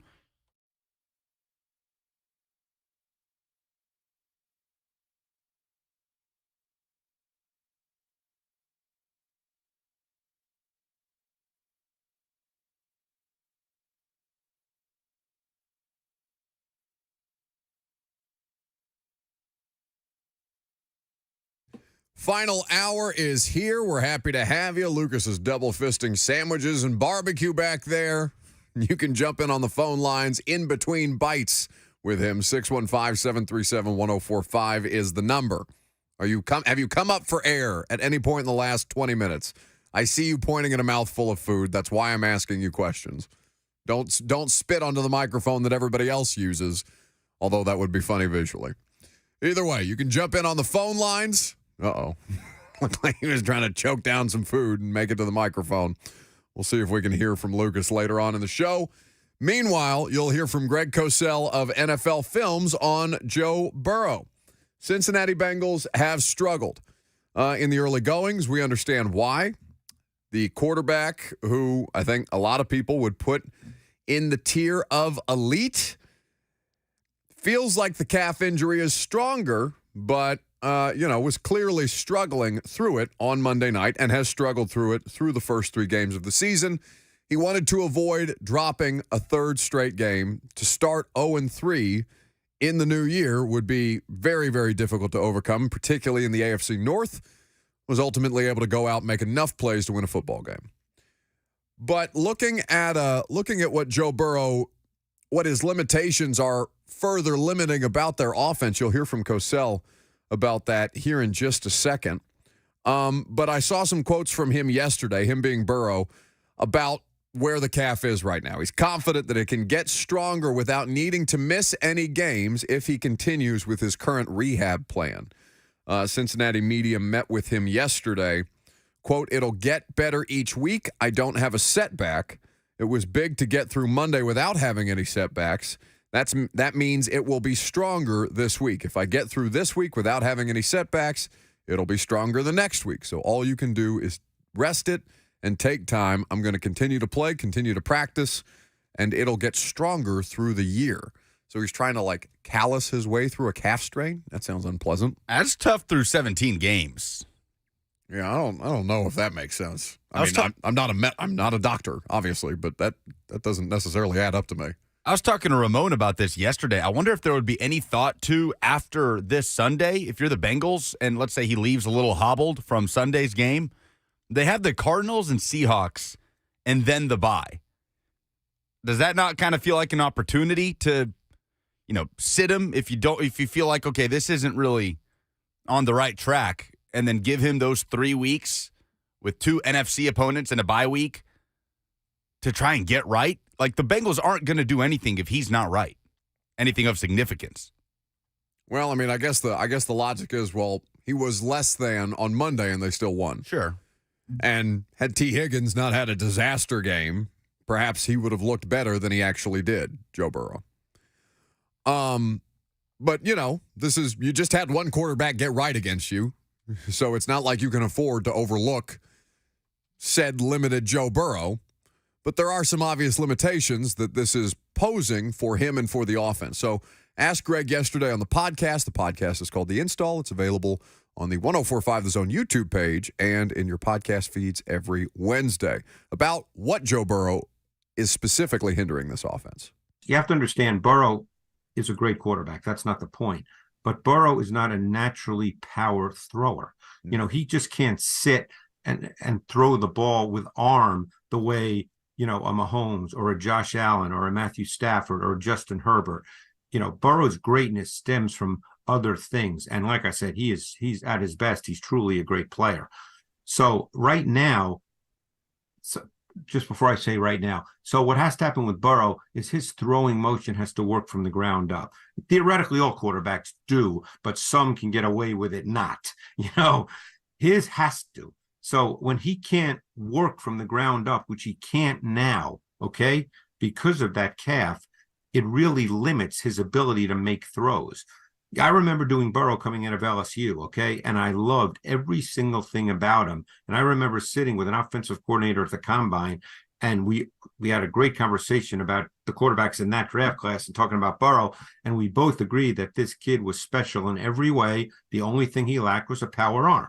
Now, he's been able, obviously, you know, people can debate the arm strength issue all day long, and you'll get different points of view. But now that's even made worse by the fact that he can't work from the ground up.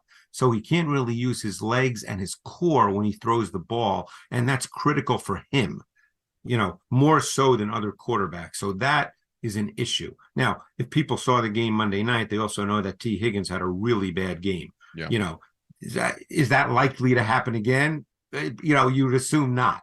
But their pass game is somewhat limited. They're probably going to feel that they have to rely a little more on Joe Mixon, as they did in that game. Now, the Titans still have a really good defense, so we'll see how that goes. But the Titans are in a situation now where their defense has to truly be dominant to allow them to be competitive in games. So you understand Greg's analysis of both the Bengals there and the Titans about defense really needing to carry them right now as they struggle to accomplish much of anything on offense. You want to take a guess how many points per game the Cincinnati Bengals are averaging this year? I'll say 15. 15.3. There are only 4 teams averaging fewer points per game. Can you name the 4? Averaging fewer. Fewer points per game. Jets, that's easy. Mm-hmm. Jets are 32. Broncos? Broncos are higher. Broncos are actually 23 points. Let's ride. Okay. So you said he jumps out of nowhere. He scares me. He's like a ghost. So I'm sorry. You said 3 teams that There's are 4 teams below Panthers. Cincinnati. Panthers are above. Really? Mm-hmm. Panthers are averaging. Where is Carolina? 18 points per game. Titans. Titans are averaging less than 15 points per game. Yeah. There are 2 teams averaging 15. So I'm missing 1. You're missing 2. What about the Commanders? I mean, they almost got shut out last weekend. The Washington is 19.3. It's Giants. Cincinnati. Giants are 1. Cincinnati, Vegas, and Tennessee tied for 15 points per game. Tied for 29th. Giants, Jets last. So, how about another 19-16, kids? That's basically what this projects at right now, because the Bengals defense is going to cause them problems. Like, we know this. How much they're able to mitigate the problems that Cincinnati can cause remains to be seen. But we know the limitations. 15 points per game through 3 games. That's disgusting. Man, you know, it's not to give Todd Downing a cop-out, but it really does go to show how hindering offensive line play can really be. Like, at the lowest levels, which is where they currently exist, where they have existed the past 2 years with the offensive line. with company you don't want to be with, right? Yeah, that's what I'm saying. Because you mentioned, I saw somebody bring up, like, Tannehill, like trading Tannehill to the Jets would be a blessing. And I would remind you that the Jets' offensive line is also the stuff of nightmares. Like, Aaron Rodgers would have been in for a ride this year at 40 years old working behind that unit. That's a really bad group. Giants have struggled. They've also have injuries. We know Tennessee's situation. Cincinnati Bengals, Burrow can't move back there. Hard for any offensive line to hold up. Crazy that through 3 weeks, the Bengals, the Titans, the Raiders, the Giants, and the Jets are below the Bears in points per game. It really does speak to a specific level of ineptitude that last game was. I mean, truly. Again, 94 net yards of offense. Not like it doesn't do anybody any good to like drill that point in, other than to remind you 94 yards of offense is the worst total output or net output that they've had in 49 years as a professional franchise. In the modern era. Not even in the modern era, if you want to call 50 years a modern era. 615-737-1045 is the number if you want to jump in. Jeremy is calling us from Illinois. What's up, Buck? How are you? Not too bad. Yeah, I just wanted to say, man, I know it's been a really negative week because we got, handed to us last Sunday, but Burrow, Schmurrow, 9 sacks. We're going to tear them up, bro. Line's going to play great on both sides of the ball. I'm just trying to be optimistic. You got it. And then that's cool. You can have that. I'm not taking it from you. Go for it. And then you're basically telling me I should bet the under, right, with these two teams? Oh, hell yes. No, that I'll tell you. Yeah, that I think is as safe a bet as you will have on Sunday. Under. Yes, sir. Appreciate the call. Yeah, I mean, listen, if you want to be optimistic about Sunday, you're welcome to. There are reasons for optimism. Joe Burrow is not himself. And, whether you want to grade it on that curve or not, like injuries factor into these games, the quarterback being injured in this game, it should play into your favor. The question is, can you keep your quarterback clean enough to survive long enough to outlast this guy? Because this guy can make enough plays even as he's banged up. I'm going to assume that T. Higgins is not going to have that kind of a game next week. He doesn't have to have the best game of his life, but I'm going to assume that T. Higgins is not going to be objectively bad coming up on Sunday the way that he was on Monday Night Football. And again, you have this is the frustrating part. You have an opponent coming out of a particularly physical game that is injured on a short week. Now, I understand that going on the road is difficult. Winning in the NFL is difficult. Going on the road and winning in the NFL is difficult. They got punked. It's different. Titans need to be able to capitalize on gifts that they are given, and an early matchup against an injured Joe Burrow is about as good a gift as you can get. So if this defense wants to, I know the defense isn't pounding their chest here lately about being one of the best units in the league, but if we believe them to be one of the best units in the league, now's the time to show it. They have to be as great as they were in that playoff game. Tannehill cannot turn the ball over the way he did in that playoff game. 19-16 was the score. It was decided by defense and kickers. There were plays made, enough plays. Hell, Tannehill had one of the best throws of his NFL career in that game. That dart to A.J. Brown. A.J. also, incredible catch by A.J., but falling back into the end zone, corrals it in one arm as the defender is draped over him, is one of the most ridiculous throws I've seen made in professional football. So it's not like Tannehill doesn't have that in him. So the question is, can the targets be trusted down the field? Treylon Burks. We haven't talked at all about Treylon Burks, to be honest. And that's a real big problem. He hasn't been, I'm not going to say he's been objectively bad, but the drops, man. I have been as disappointed as I am in the start of Christian Fulton's season. I am equally, if not more disappointed in the fact that Treylon Burks has not consistently been a factor. And I'm not trying to take the 70-yard play away from him that he had against the Chargers, but he needs to be more reliable play in and play out, and it can't just be these things from time to time. It can't be the Corey Davis experience. All right, we'll take your phone calls coming up next. We'll also, we can talk more Titans. We will also touch on a loaded SEC college football slate. I'm Buck Rising. It's 104.5 The Zone.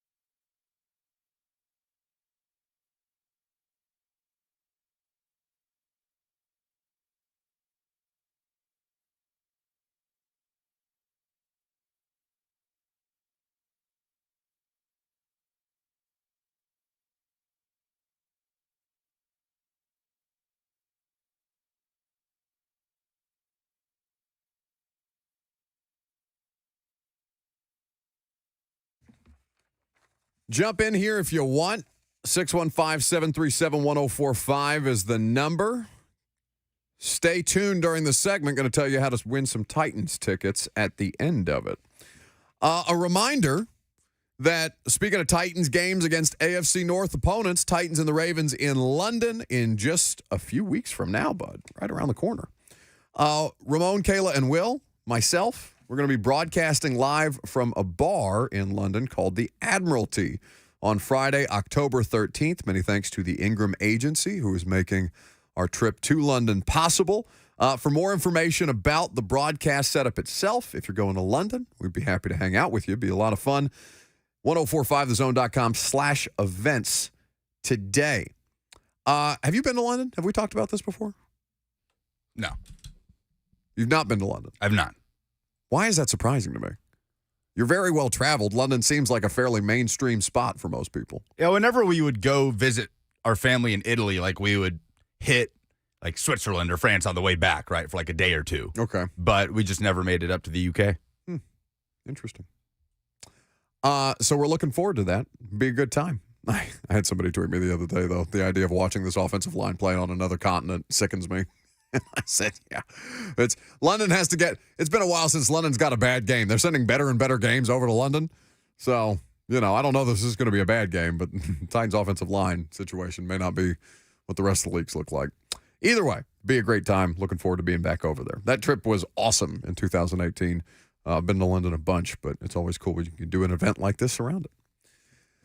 So, in the absence of any Titans news, Peter Skoronski, we talked about earlier, his status still in question. We'll see if he practices today. I brought up the idea, or not the idea, but like we talked about Christian Fulton earlier in the show, and Mike Vrabel had the quote, "Do your job." And in fact, let's play that comment again, Lucas. Vrabel was asked yesterday about what he can do as a coach to help Christian Fulton, who has struggled in the early part of the season. His response was very Vrabel-esque. I mean, do your job. You know what I mean? Like, you got to stand up here and you think that, like, you asked me a couple years ago, like, what you can do to help a pass rush.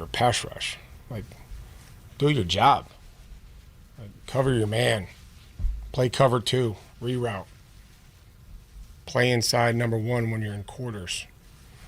Whether it's a D lineman, whether it's a DB, And Christian did some cool things, and Christian challenged and he tackled, and he had a penalty, and then they, again, late in the game, I don't know, made a mistake, but I think Christian's going to be just fine. He triggered, he tackled. I thought he was trying to do the things that we want him to do. Just had a mental error late in the game. So he's talking there about Christian Fulton, but I think that sensibility also needs to apply to Treylon Burks. But I am so underwhelmed with what they're getting from Treylon Burks right now. And I don't, I always try to make sure that I'm being fair with him specifically, because I think the situation that he was dropped into is just a terrible one. Not specifically about the Titans, but like the scenario that saw him end up on the Titans roster, that saw them trade up to draft him by nature of trading A.J. Brown away, and how that association will exist there forever, whether they want it to or not. I am really underwhelmed with the Treylon Burks experience. I don't know that there's a more disappointing player. I mean, like, it's fair to be disappointed in the offensive line play, but Andre Dillard, we kind of knew. We kind of knew that this was going to be a thing coming into the season. I don't know if you maybe had higher aspirations for Chig than you're seeing right now.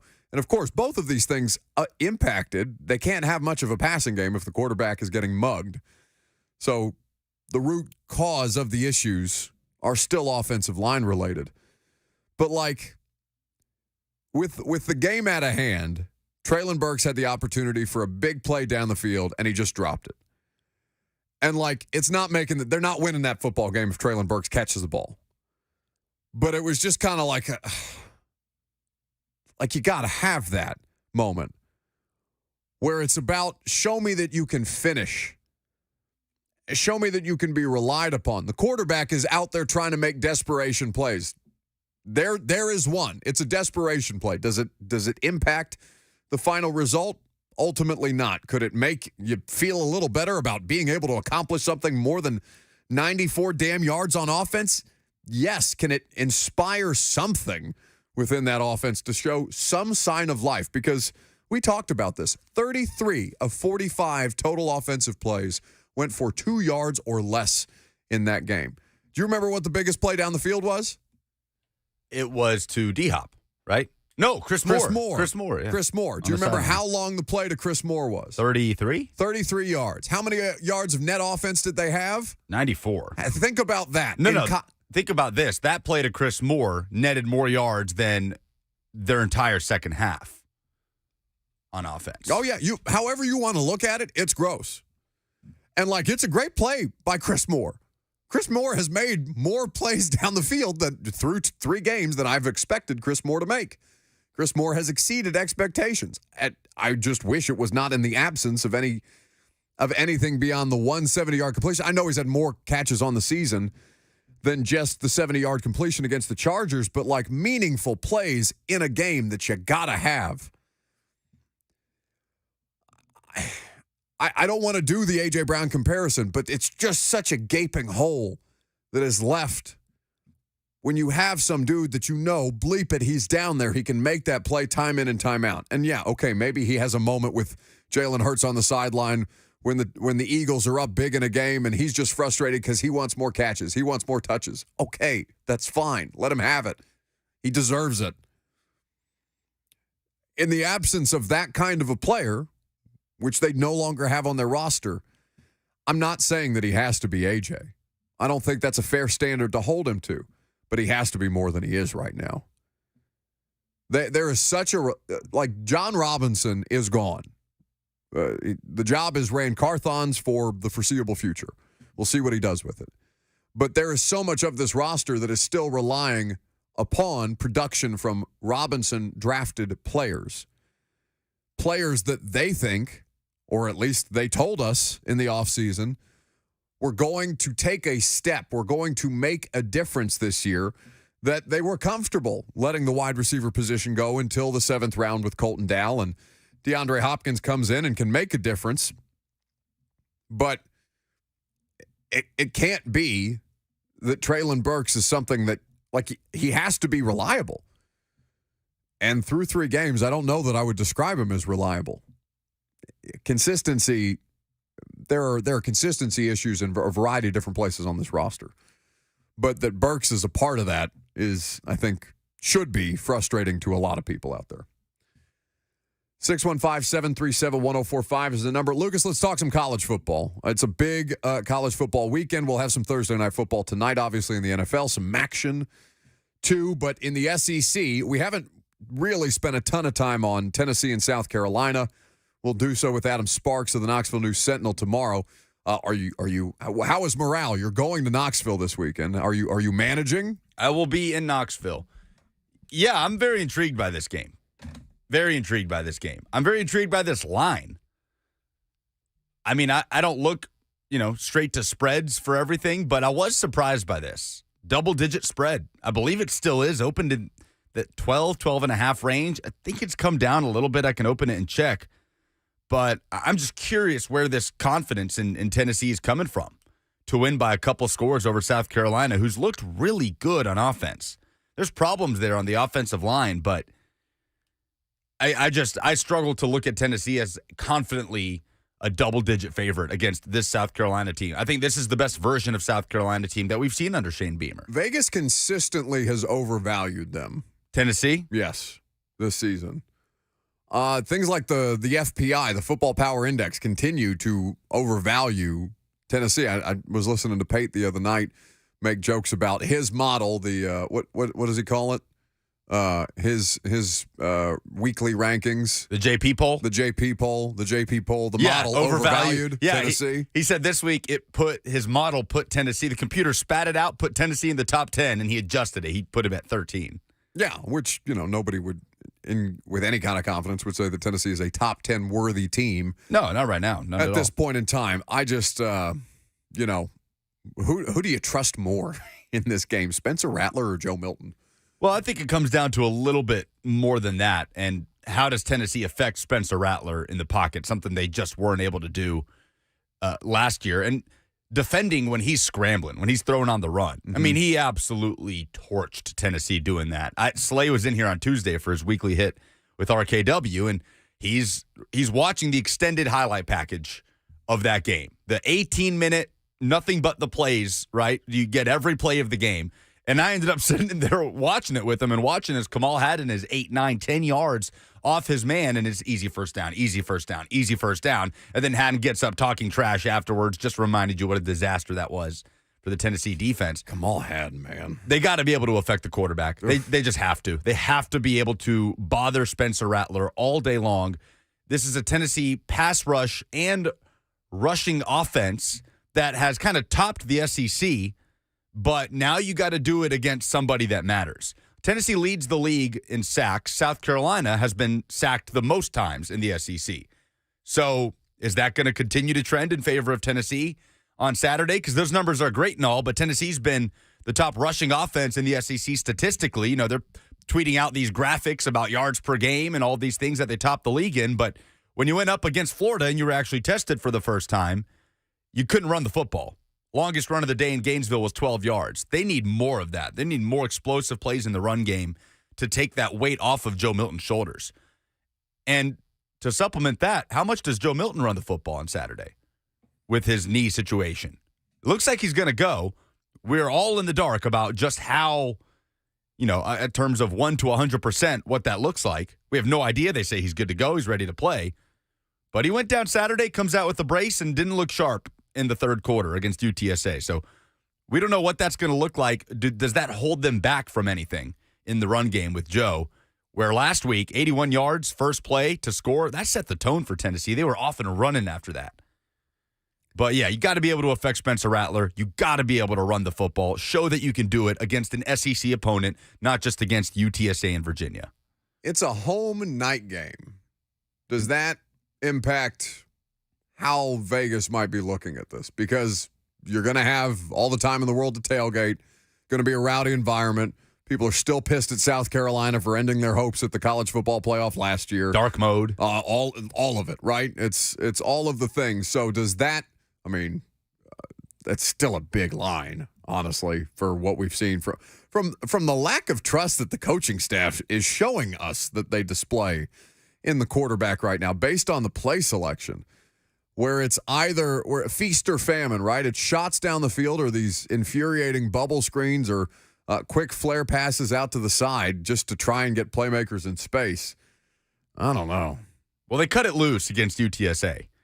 Josh Heupel was in his bag against UTSA, and, they obviously couldn't do anything about it.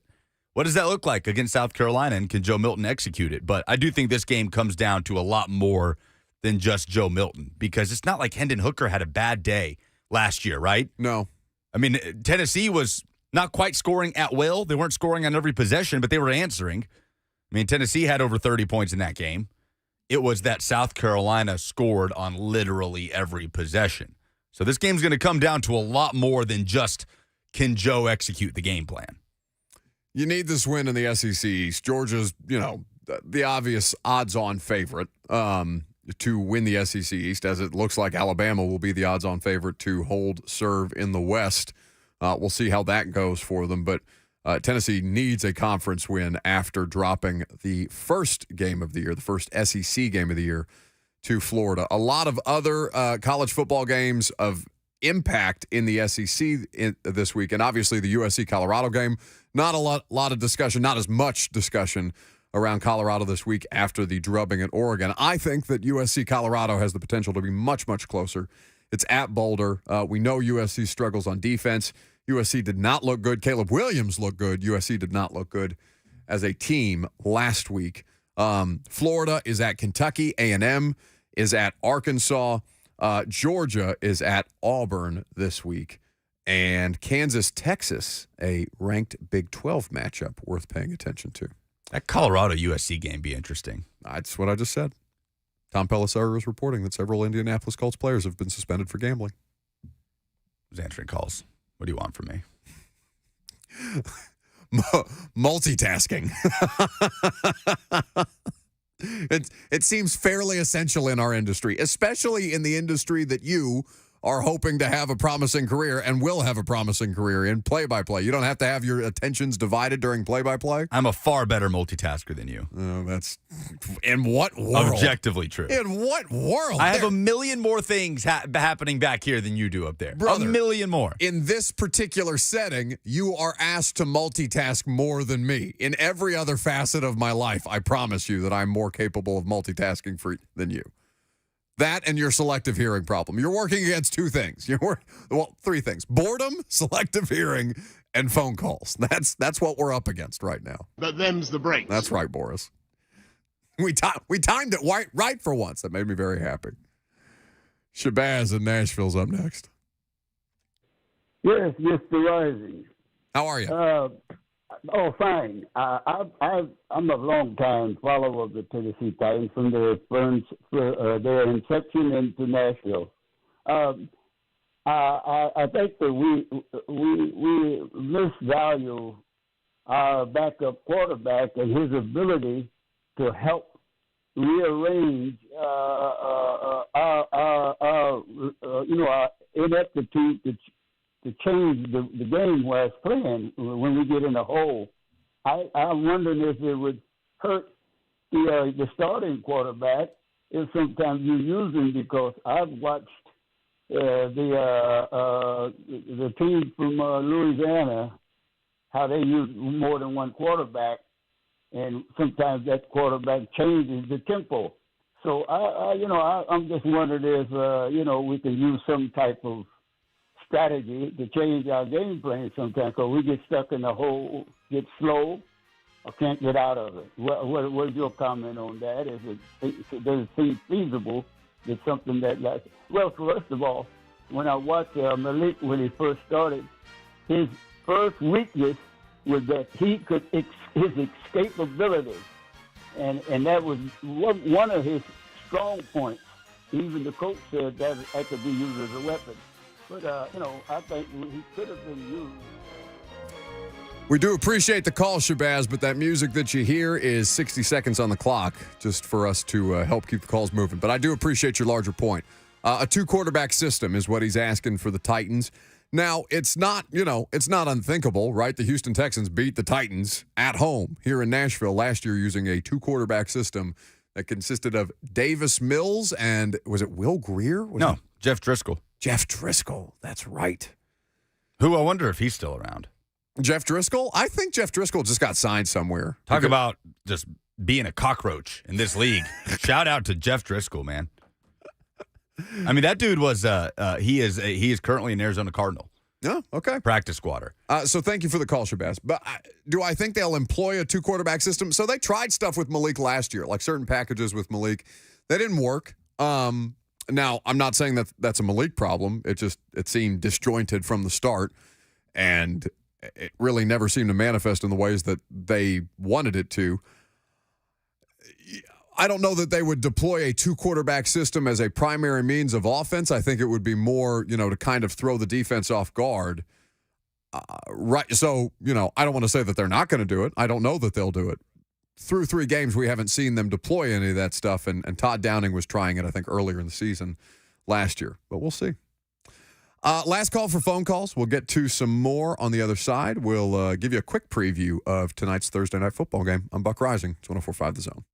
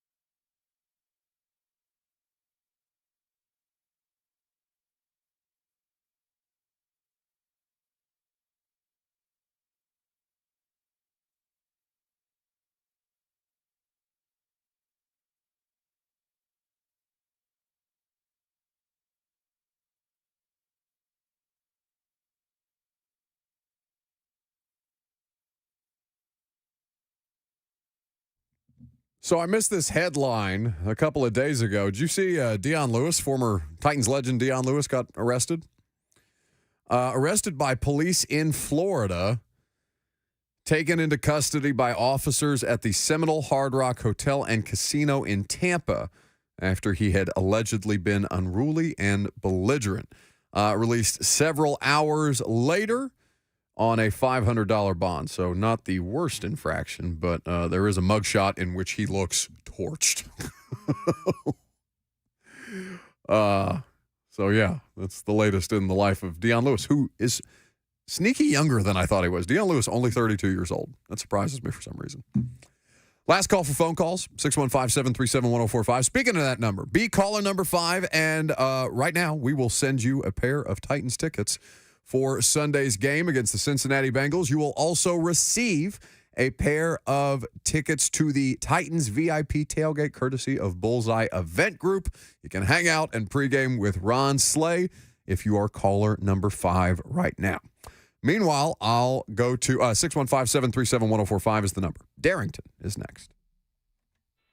Hey, I know I missed yesterday when you were doing the dumbest thing in sports, but I just got to say, some of these Titans fans got to be the dumbest thing in sports.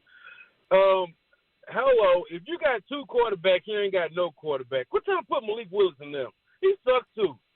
Guys, please. And quit talking about, can we get another offensive lineman? Don't you think if Mike Vrabel had another one, he would have played him too?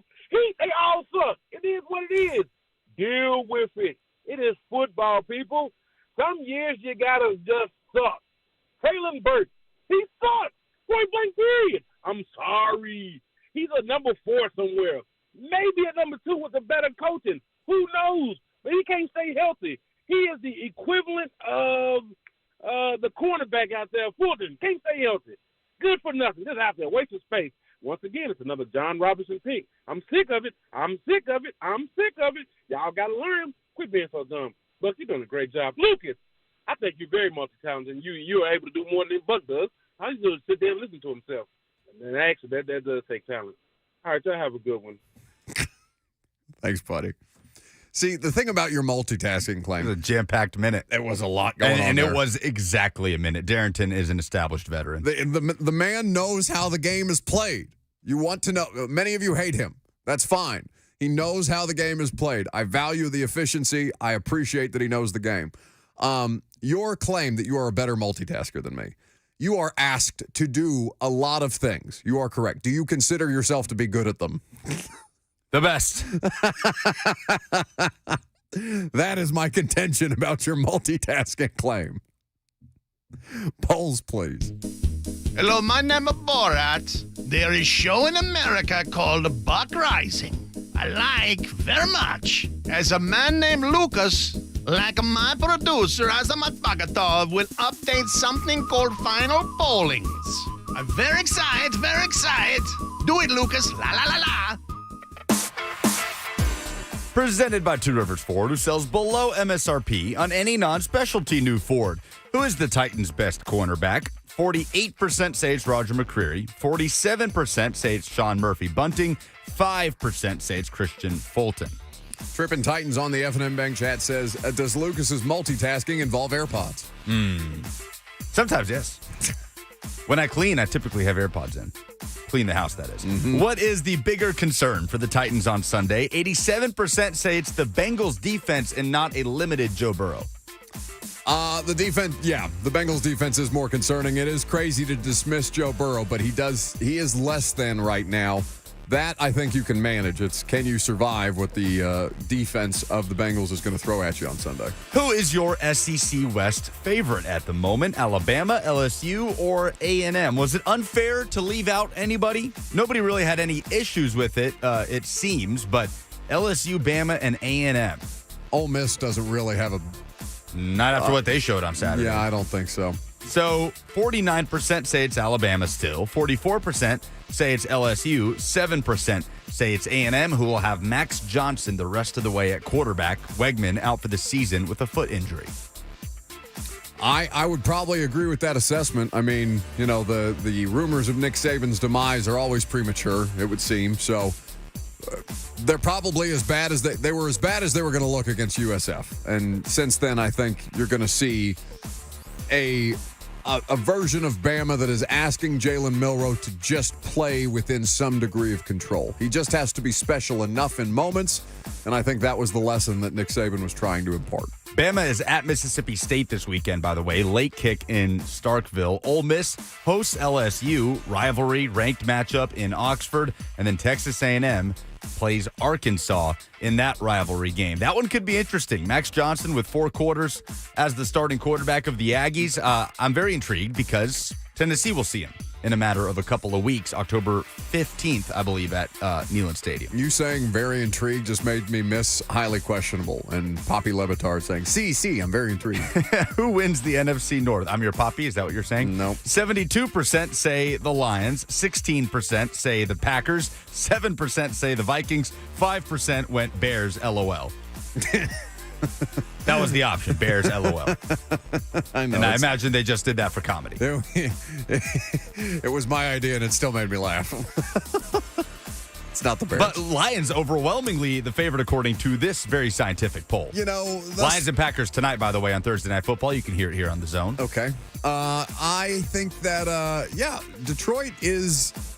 Detroit looks sustainable. The offense is sustainable. Goff is not. Goff is the biggest concern that you have there, and right now he's playing really, really well. What's the best use of mayonnaise? Darren says it's a tuna sandwich. Mark says in the trash can. Mike also says in the trash can. No, I'm pro mayo. Karen says chicken salad or to make a grilled cheese. It's a good answer. I love a BLT.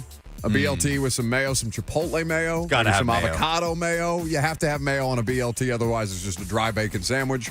BLT is just an underappreciated delicacy. Yeah, Swagger Vol, that's his answer on a sandwich, especially a BLT. Rand says a turkey sandwich. Jared Mayo says as a last name. Fantastic. Honky Tonk says in coffee. Not quite. Not quite. Nobody said this, and I'm surprised. A lot of chicken salad, tuna salad, and the like, but an aioli.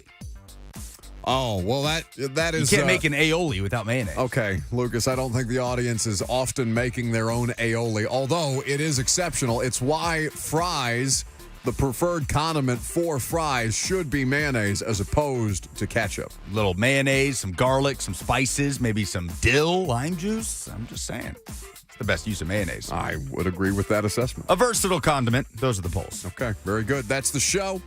It's going to do it for us tonight. I'll catch up with you next on Blaine and Mickey. And then tonight on the Primetime Show, we will go at the 2-minute warning of Thursday Night Football. If you're hanging out on the A to Z Sports live stream platforms, have a great rest of your afternoon.